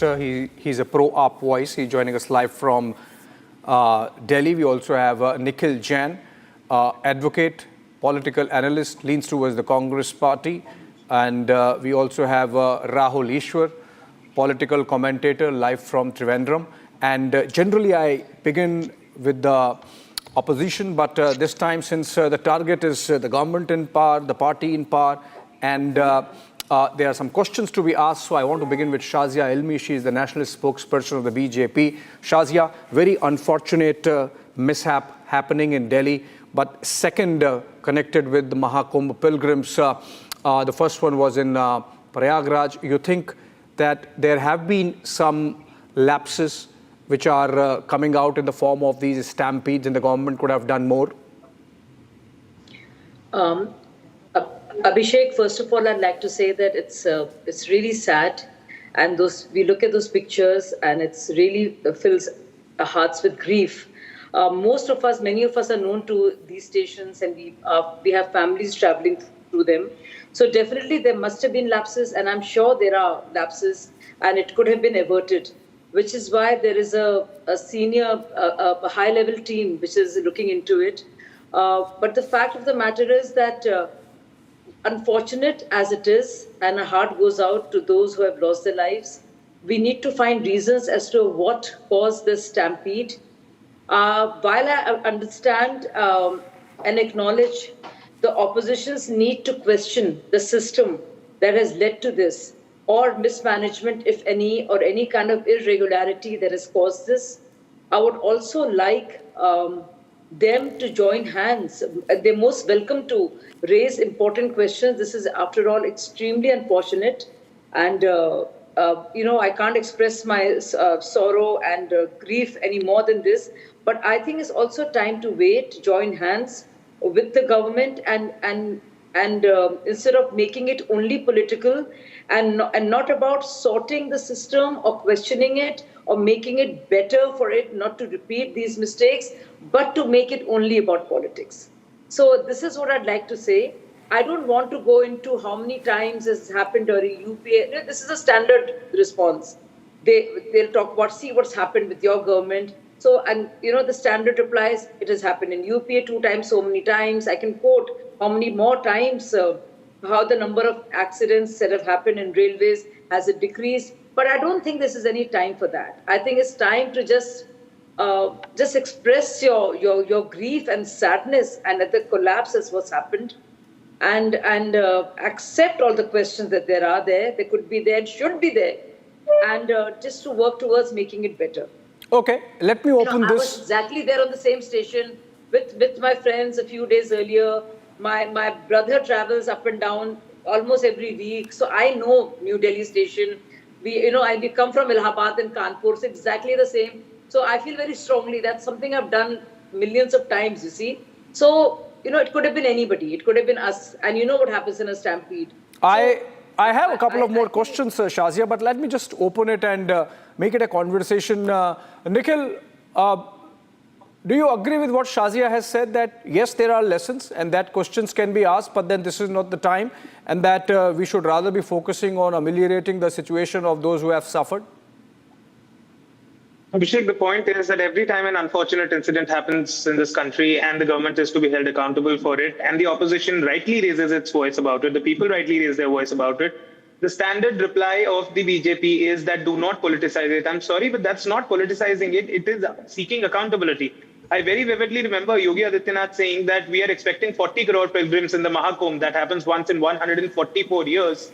But we are prepared for 100 crore people. But every other day, we are seeing some or the other form of mismanagement, either done by the UP government or the central government. And the questions need to be rightly asked. 18 unfortunate lives have been lost. My heart goes out to their families. May their departed souls rest in peace. But at the same time, we need to ensure that such incidents do not repeat. Why were 1,500 people there on the platform? Why was it? Why are no special trains being run? So from what I have to factually correct you, Nikhil. There are special trains being run, and hundreds of them. And in fact, yesterday also there were 4 special trains. Today also 4 special trains have been announced. I think the stampede happened maybe because it was weekend, maybe because there was some confusion in announcement for which a railway inquiry is going on. But not having a special trains is not the reason. No. That is what I wanted to point out, Abhishek, that from what I know, there are a total of 8 trains that, including the special trains that you're mentioning, that are going to Prayagraj every day, right? And the capacity of a single train is between 500 to 1,200 people. Rajdhani is 1,200, Vande Bharat is 1,100, Shatabdi is 500. Even if I assume that 10,000 passenger seats are being made available every day to travel to the Mahakumbh, and not that, of course, everybody traveling through those trains is not going to the Mahakumbh, but let's for a moment assume that they are.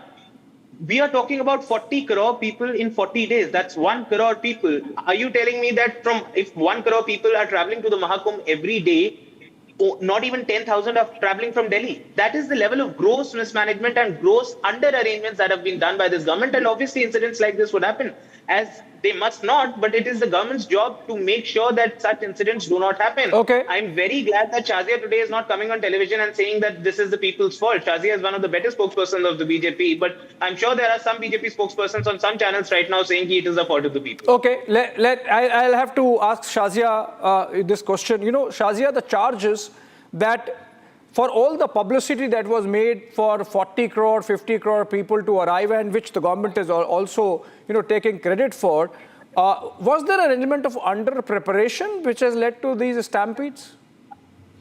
So when it comes to preparation and readiness and all the protocols that should be in place, all that the government could do and stretch the limits of the capacity has been done. I've actually been to Kumbh and seen how things are. Yet all these very sad deaths have happened. I was actually there in Kumbh and there was the highest number of people. So one feels it could have been you, it could have been anybody, which is why I'm saying what I'm saying. So I do understand Nikhil saying what he's saying and asking the questions. That is his job, and that is what the opposition should do. Which is why it's important that we ensure that it's not repeated. But here, I just want to add to this. I mean, I've studied this thoroughly. So between platform number 14 to 12, there were 2 trains that were late, and then there was the trains going to Prayagraj. This happened because the train that was coming in 14, which was a special train, there was a bhagdad or a stampede in the passengers going from one to the other, and we have to find out as to what has led to it. It is not the number of passengers, because the number is similar every day. And yes, there has been increased rest. We are talking about the capital of the most populated country of the world, after all. No, Shazia, we should have expected that. The government was actually talking about 40-50 crores. And maybe I have to correct you factually there. Maybe the number of... Just making it about...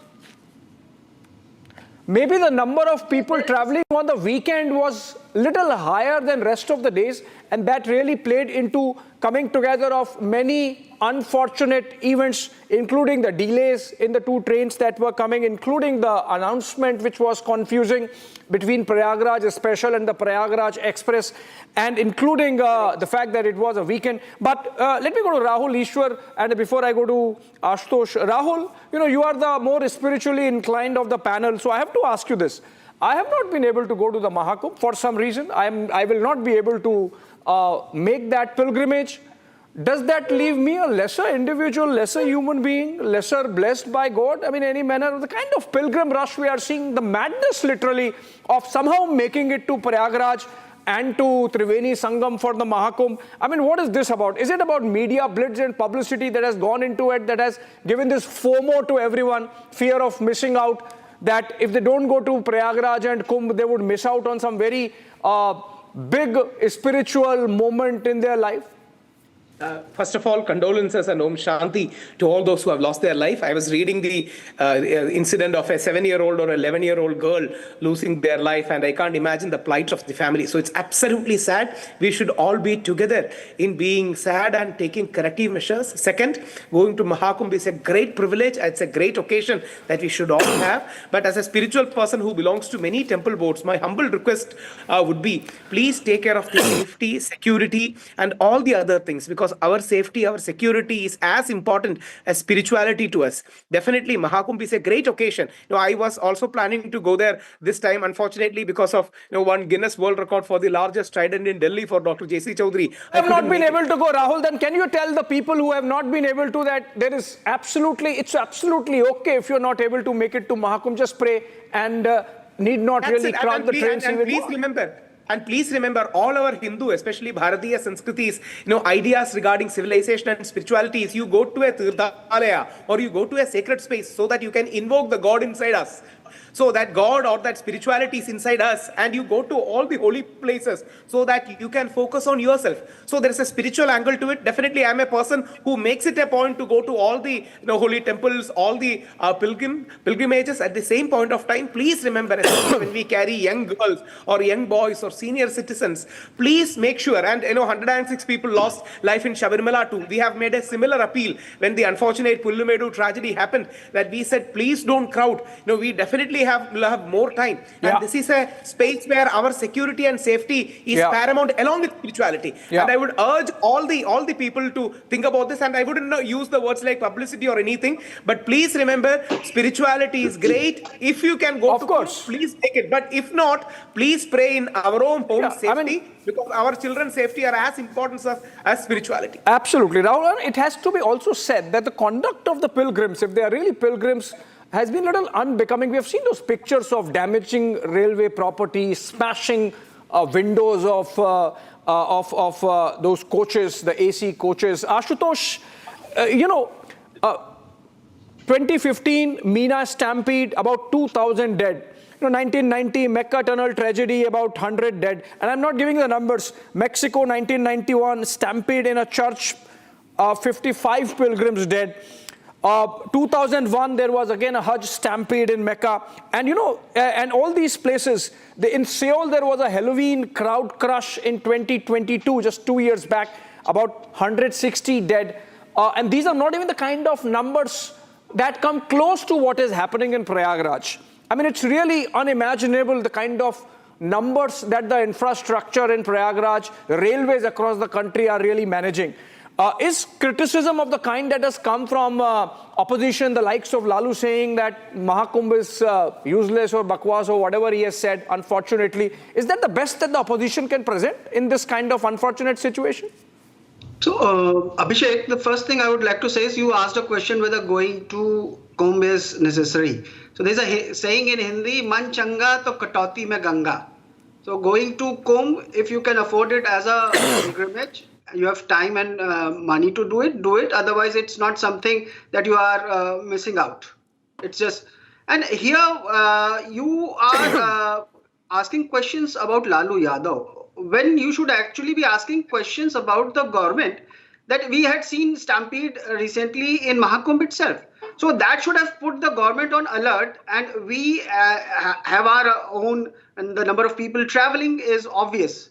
And now to say that it was a weekend, that's just another excuse. It's a lack of accountability on part of the government, whether it be any railway accident or this stampede here or in Mahakumbh. We will always compare it with what happened elsewhere, Makkah and this and that. What we'll not talk about is how we should be actually setting examples on controlling crowd, because we are the people who have such large number of people. Obviously, Ashutosh, the reason why we are having this conversation is, and I'm not avoiding it, I did not avoid the conversation. The reason why we are having this conversation, Ashutosh, and we have got you in this conversation in this debate is because, of course, those are the issues we need to discuss. I mean, so there are systems that have remained underutilized. If there are CCTV cameras on every platform, if there are CCTV cameras at every nook and corner of the railway station, if the ticket vending machines are telling you how many tickets per hour, per minute are going, the system could have responded proactively. And that's something which did not happen, maybe because it was a weekend for the overburdened railway bureaucracy also, whatever. And this is going to be inquired into. And the reason why we are having this conversation is that some of those aspects can be looked into, right, Shazia? Yeah, absolutely, Abhishek, and they should be looked into. But I don't want to cut any slack for anybody. And this is a very serious matter. It's a very, it could have happened to anybody. So we should all be, every time we react to this, we should react. It doesn't matter in whose time and whose tenure this is happening politically. But we should react as if it's happening to one of us. It could happen to your family, my family. And only then can we do anything about it. Will we feel strongly about it? It is not about Congress or BJP or Kumbh or Hajj. It is beyond all of that. This is death, and it's sad death in a very grievous accident, as we've just seen in a stampede. So, but going beyond that, I was there from 27 to 29. I had to take somebody with me for Kumbh, and I volunteered. And there was no VIP protocol. I just want to tell you, with folded hands, I saw this for myself. I saw at 2 in the night, because I was roaming around. I wanted to experience. I'd never seen anything like that. As a Sikh, I wanted to know what draws people. At 2 in the night, I'm telling you, Abhishek, I saw Safai Karmchari cleaning up. I was walking around the Sangam.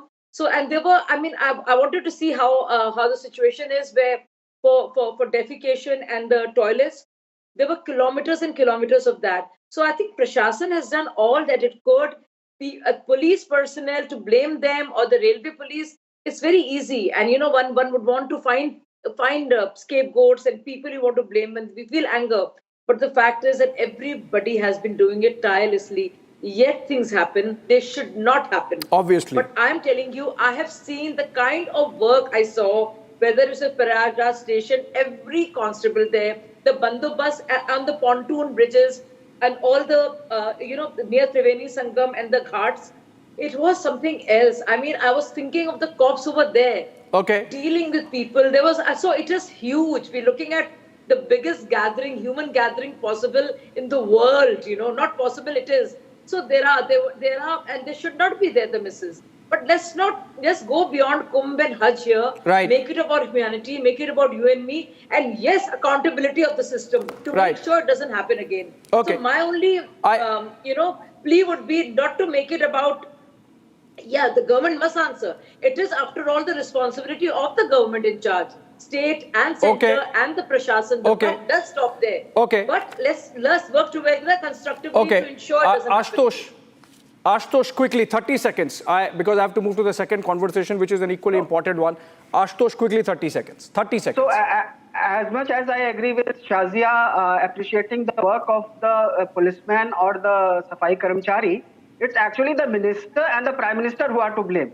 They take all the credit. If you don't put enough foot there to manage all this crowd, then who is to blame? If you don't have enough people there, if enough trains, it's the minister and the prime minister. Everything does not go to the prime minister. Please, for God's sake, Ashutosh, don't play up. Don't play up. We are having a responsible conversation.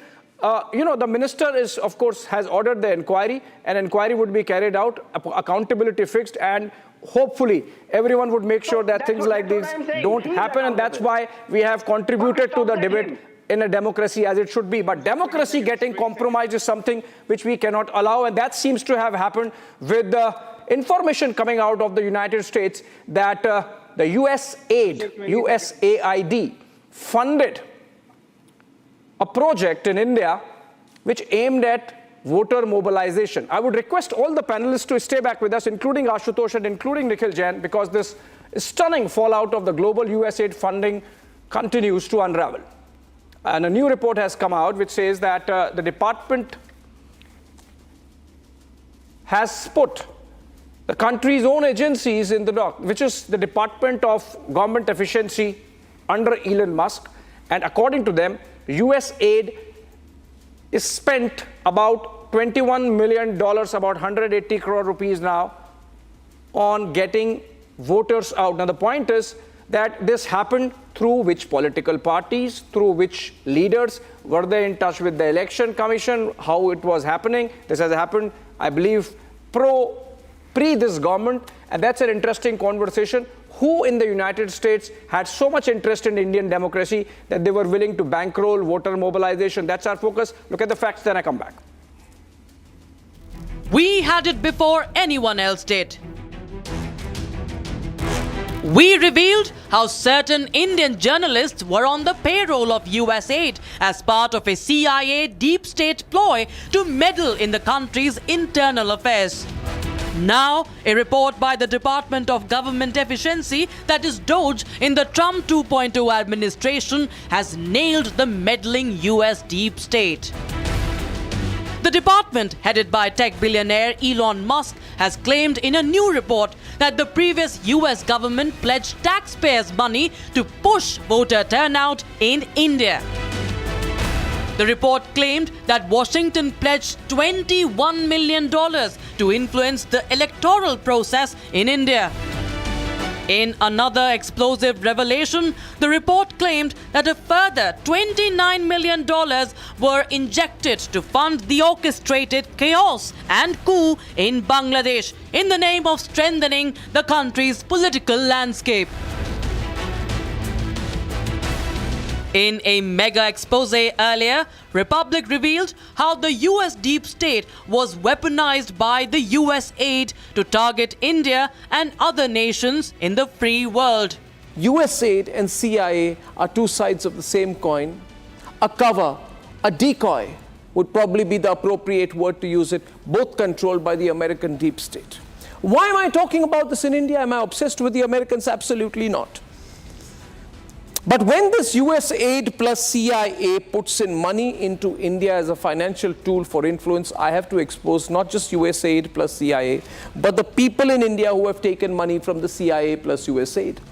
Now, those people would be very angry that I'm equating CIA plus USAID, but they need to know. And who am I talking about? Some really stupid YouTubers, not stupid, malicious, venomous, anti-India YouTubers, very happy to be taking money from the Americans as long as it looks like a USAID operation. But now that Republic has exposed that USAID is CIA, which means you're taking money from USAID, you are taking money as an American influence peddling operation. They'd be very queasy about it. But they've done some really slimy stuff and they need to be exposed. The list of cancelled federal funding by DOGE had the resemblance of a charge sheet as it blew the lid off a global meddling plot. As the CIA deep state USAID nexus stands exposed, will there be a probe to uncover the key architects of the woke agenda to target elected governments and regimes? All right, Shazia, Rahul, Nikhil and Ashutosh continue from our earlier conversation. We're joined in by Karan Verma and Sumant Sriraman. Karan leans towards the right and the BJP. Sumant leans away from the BJP. He objects when I say he leans towards the Congress. But Sumant Raman, I want to begin with you. How are we going to defend this? Why should American taxpayer fund any electoral process, exercise, project in India, particularly related directly with elections, general elections, in terms of voter mobilization? You should be objecting to it.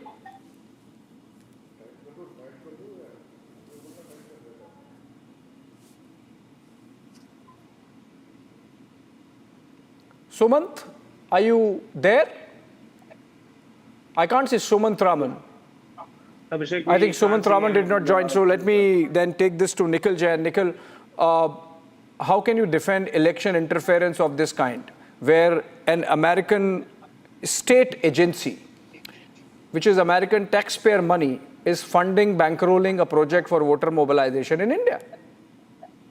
Abhishek, I think you introduced me to your viewers as pro-Congress and not pro-United States government. I am not going to defend it. This is absolutely stupid that India is an electoral democracy, a proper electoral democracy. Time and again, we in the country know that various international organizations subscribe to it. And for some weird reason, US aid and the US government think that we need to be funded and given some sort of political aid to increase the voter turnout in our country. It is laughable. I am not going to defend it, but at the same time, I'm also going to put forth 2 points. One, a factual correction that the Department of Governmental Efficiency, when it cancelled the $29 million set out in terms of Bangladesh, it was for strengthening political landscape in Bangladesh, in their words. I don't know what that means.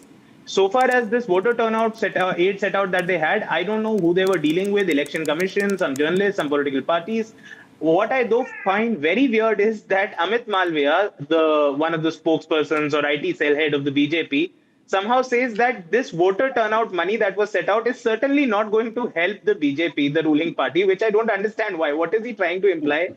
That an increase in voter turnout doesn't help the BJP? I really don't understand. Be that as it may, the most important point is this is how the US state, not the US deep state, but the US state, the CIA, the government of the foreign department of the United States government, that is how they operate. They try to interfere and meddle in the affairs of every country, democratic or non-democratic, good or bad. That is how they try to maintain their soft power and dominance in the world. And it's good that this funding has been slashed. US should not be interfering in our elections, and we should not be welcoming that interference. And I don't think the BJP will have a problem with this, or the Congress will have a problem with this, or anybody will have a problem with this. Okay, Shazia, you get to respond. He has made some charges against BJP and Amit Malviya. Following this, Abhishek, and it's deeply disconcerting, but it's almost like, something that we've known has been wrong all along has now been proven because it's official now.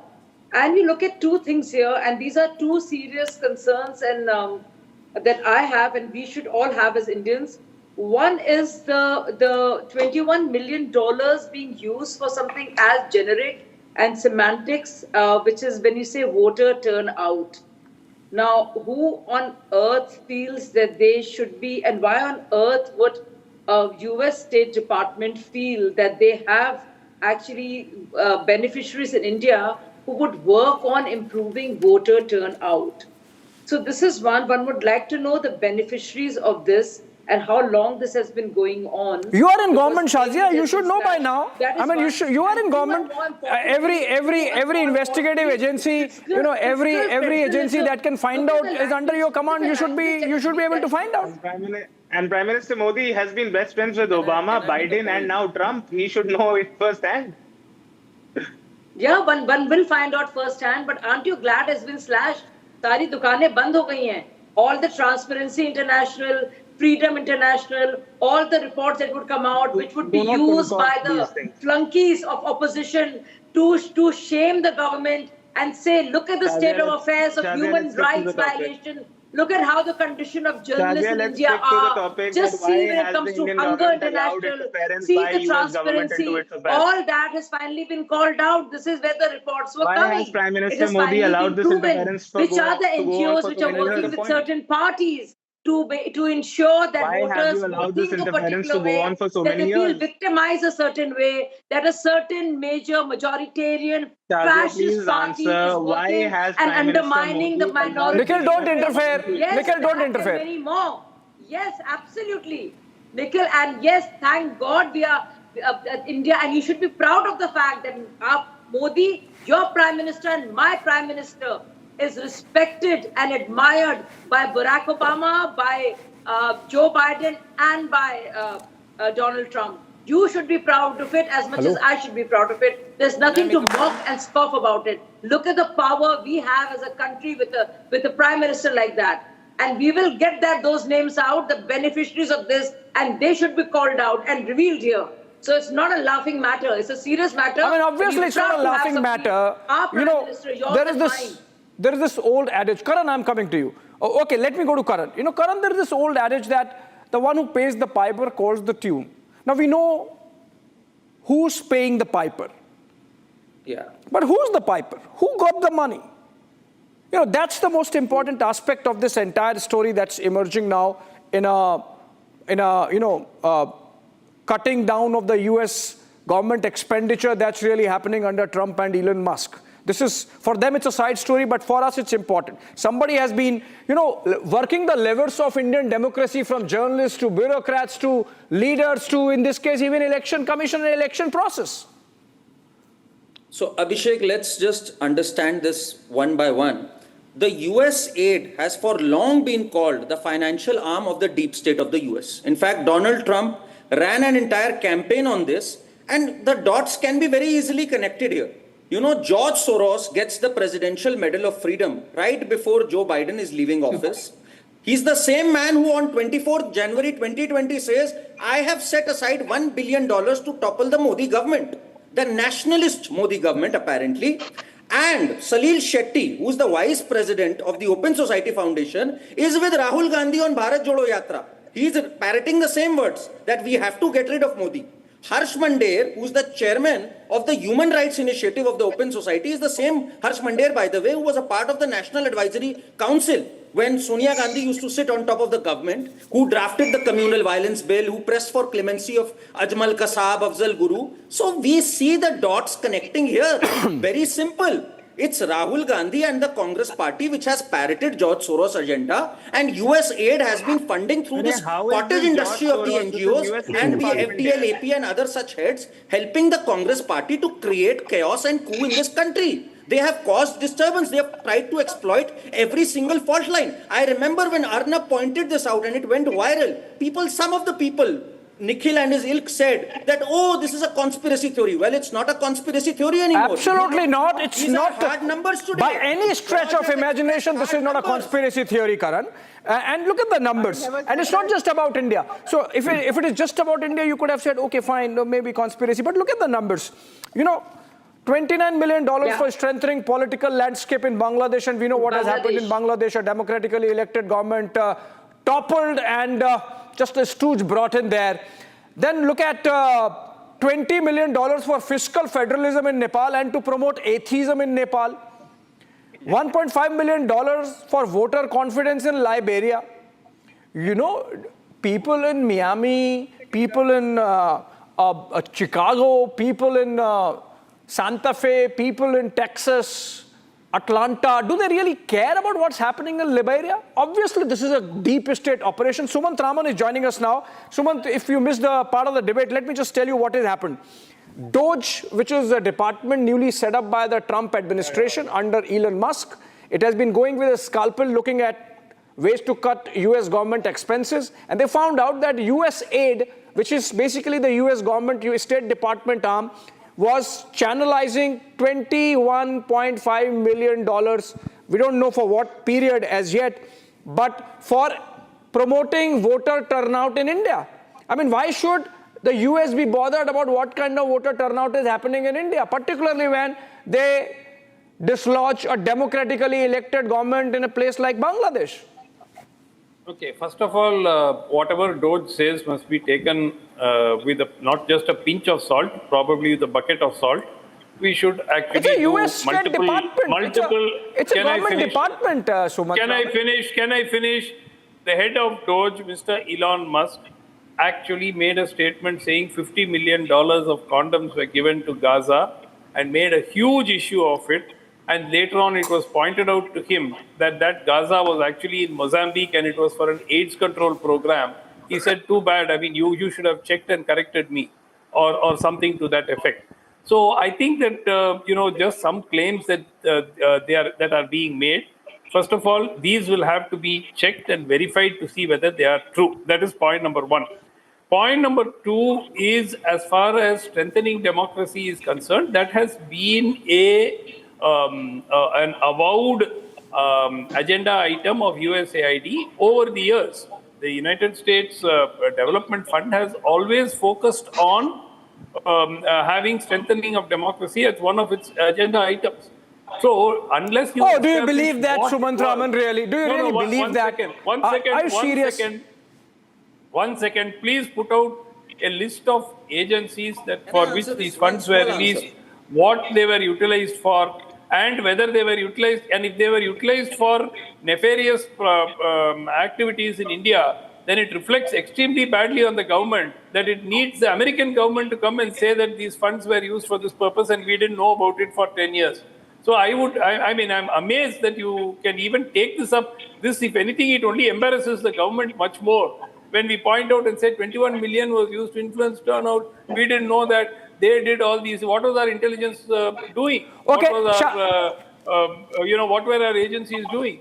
Okay, Shazia would need to respond to that, but I can see Rahul Ishwar raising his hand. Rahul, come into the conversation. Shazia, I'll come to you after Rahul. Rahul, unmute yourself. Unmute yourself.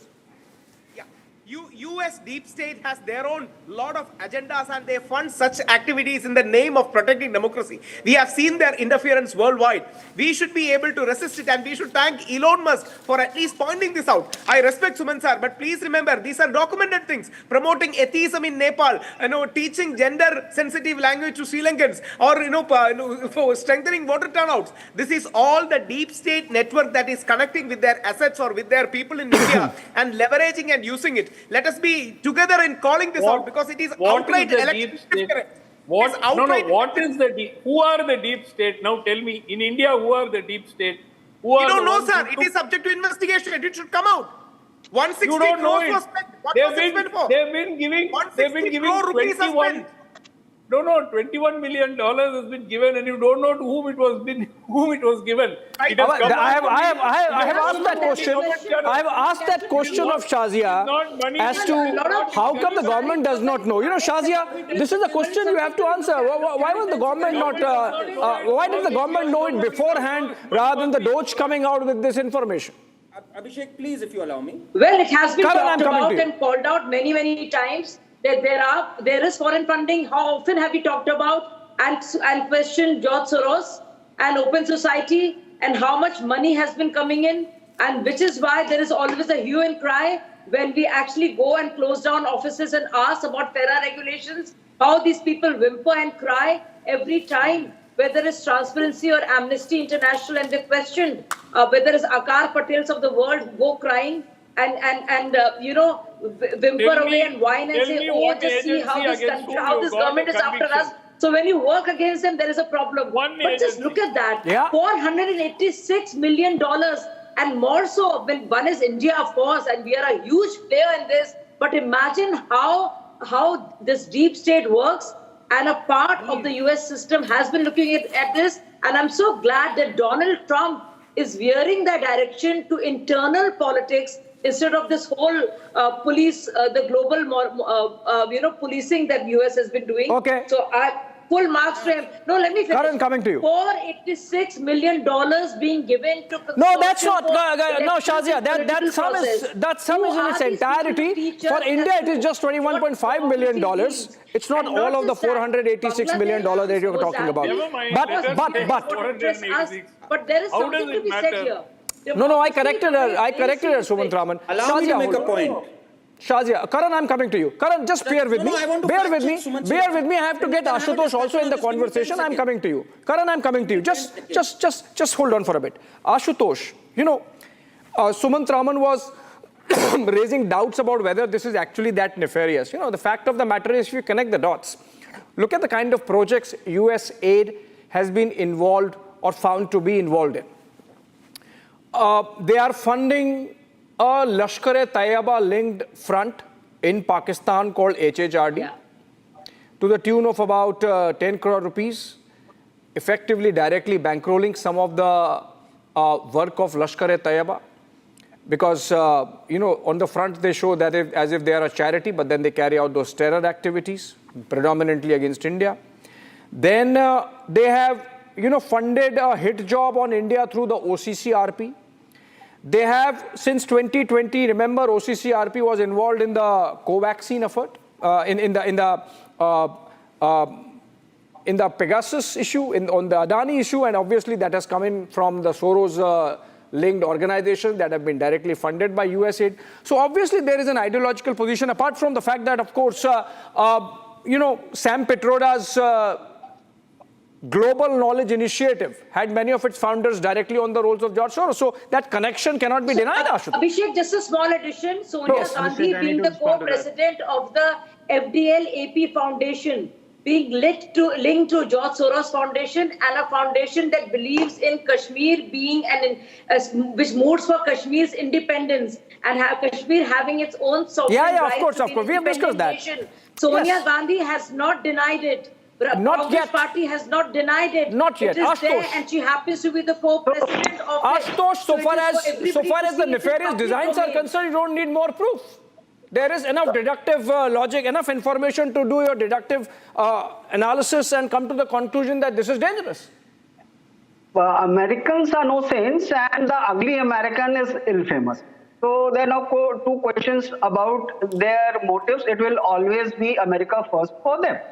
But what, as an Indian, I am more worried about, I mean, these things are in open. Everybody knows about it. But what about when our political leaders go, when our Prime Minister goes, the taxes, import duty, custom duty taxes are cut in the budget for Harley-Davidson. Our nuclear energy stocks take a hit when Prime Minister Modi is willing to sign a deal with Trump. Our liquor industry is protesting, but Modi chooses to cut import duty on American whiskey from 50% to 150% to 50%. That is the more dangerous thing for us. This is $21 million. I mean, what's the connection, Ashutosh Mishra? You're trying to dodge. You're trying to dodge the Dodge debate. Ashutosh, you're trying to dodge the Dodge debate. But I will not let you do that. I'll not let you do that. Talking about tariffs when we are talking about election manipulation is not just apples and oranges. It's absolutely preposterous. Karan, coming to you, Karan.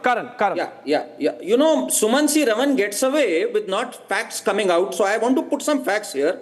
This $21 million, Abhishek, it was given to the NGO, Consortium for Elections and Political Process Strengthening, CEEPS. Now, what will surprise you, Abhishek, is that this CEPPS is a part of the International Foundation of Electoral System, which is registered here in India and is getting funding by the Open Society. And by the way, it was registered back in 2011 when UPA was in power. And it signed an MOU with the ECI, Election Commission of India, at that time, which was flagged by the opposition that it should not. But it signed an MOU for critical data sharing also.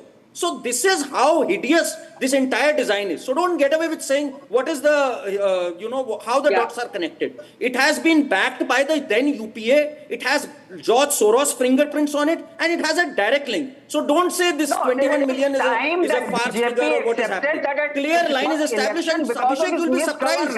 This CEPPS website has now been shut down. Ever since this news came out, none of the reports are in public. They've shut down the entire website. No, Ashutosh, one by one. You got your chance, one by one. Distributing cash before one by one. Ashutosh, I want Nikhil on this. Nikhil, the fact of the matter is, just checking the Election Commission establishment budget for this year is 320 crore rupees.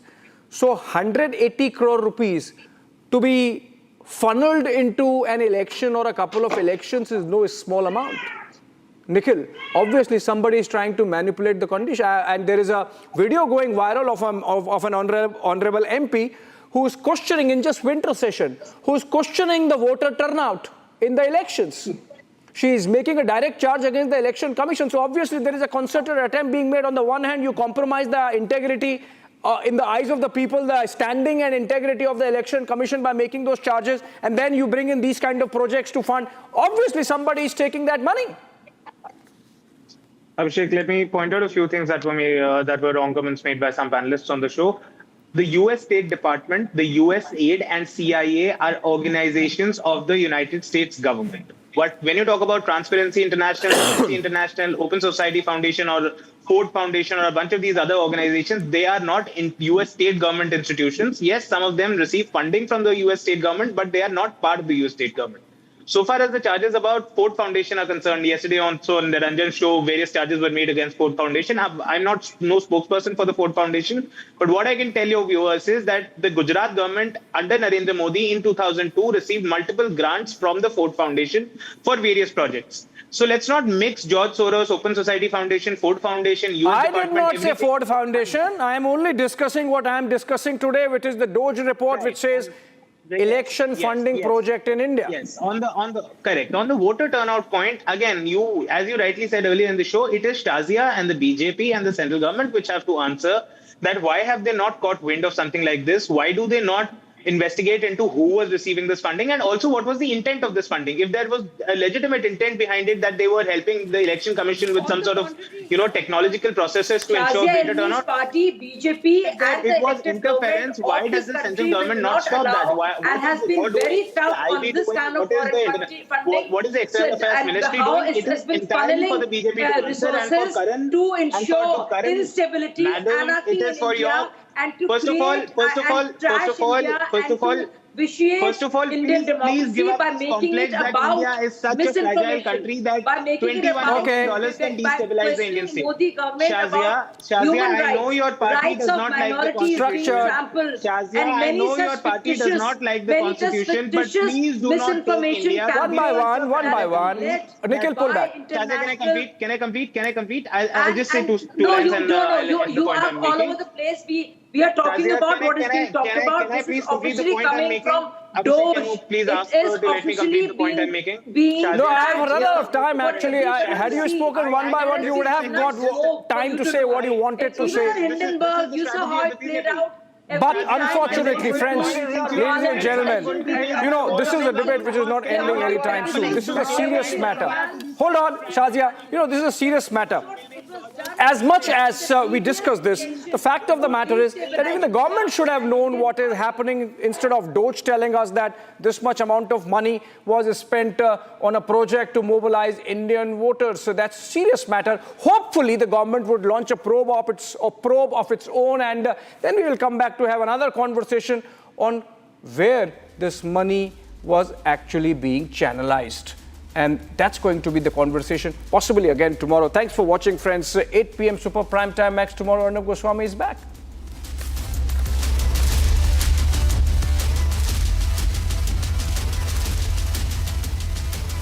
इसको घर पे लगाओगे तो शादी का तो पता नहीं, पर घर पक्का नहीं टूटेगा।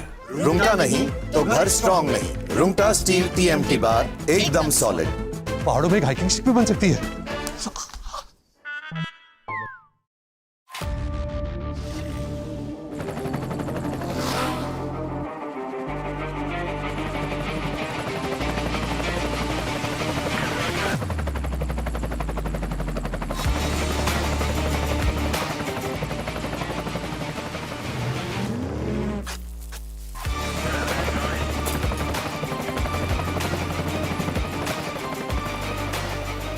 Director, the taste of success.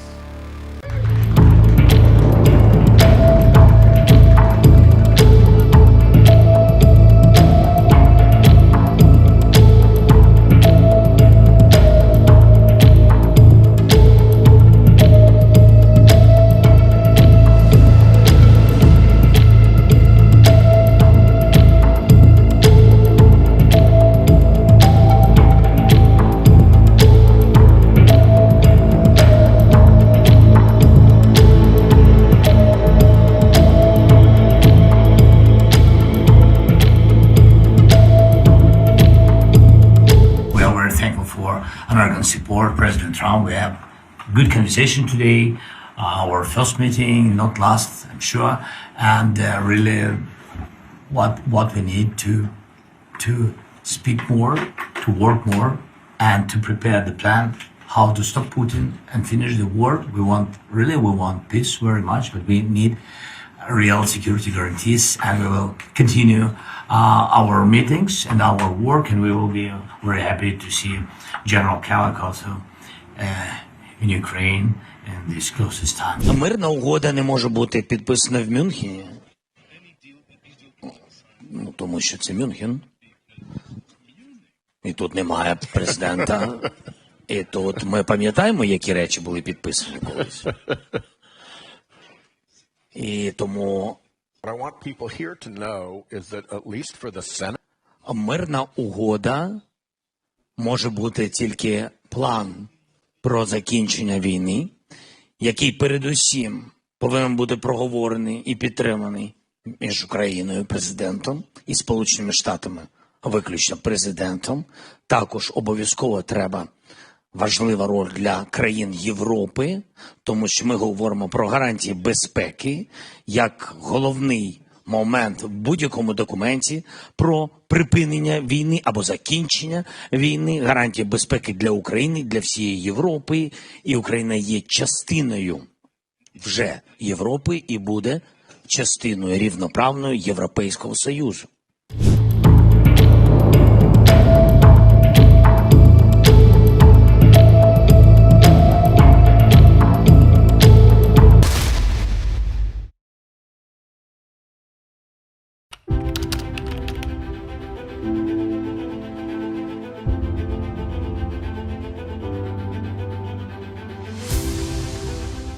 Team India is all set to embark on a special journey yet again, the journey of reclaiming the coveted Champions Trophy.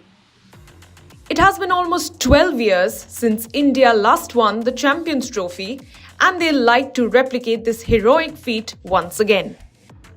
India recently defeated England by a margin of 3-0 and set the tone perfectly, which can lead the men in blue toward a victorious campaign. But how easy or tough is it going to be? How settled is the Indian side, and are all the combinations working? This is something that needs to be spoken about. Ace pacer Jasprit Bumrah will be out of action for Team India, and that is a huge setback.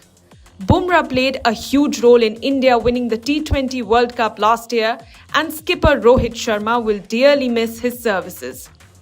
India will expect that youngsters such as Arshdeep Singh and Harshit Rana step up in order to solve India's bowling woes. India's bowling department performed exceptionally well during the recent India vs England series, but the conditions in Dubai will be far more different than what the Indian bowlers got in their own backyard. The wickets in Dubai tend to be slow and might end up helping the spinners. This will be a major challenge for Gautam Gambhir and the entire think tank. Will they go with two spinners and choose to remain pace heavy? Or do they have any other ideas in mind?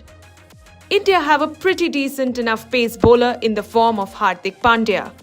An all-rounder like Hardik Pandya doesn't come up every day. The Mumbai Indian skipper is equally good and effective both with the bat and the ball, and can strike at regular intervals. India can also field three spinners including the likes of Ravindra Jadeja, Akshar Patel and Varun Chakravarti. But where does it leave Kuldeep Yadav? When compared with Varun Chakravarti, Kuldeep Yadav tends to be a bit more dependable with the bat.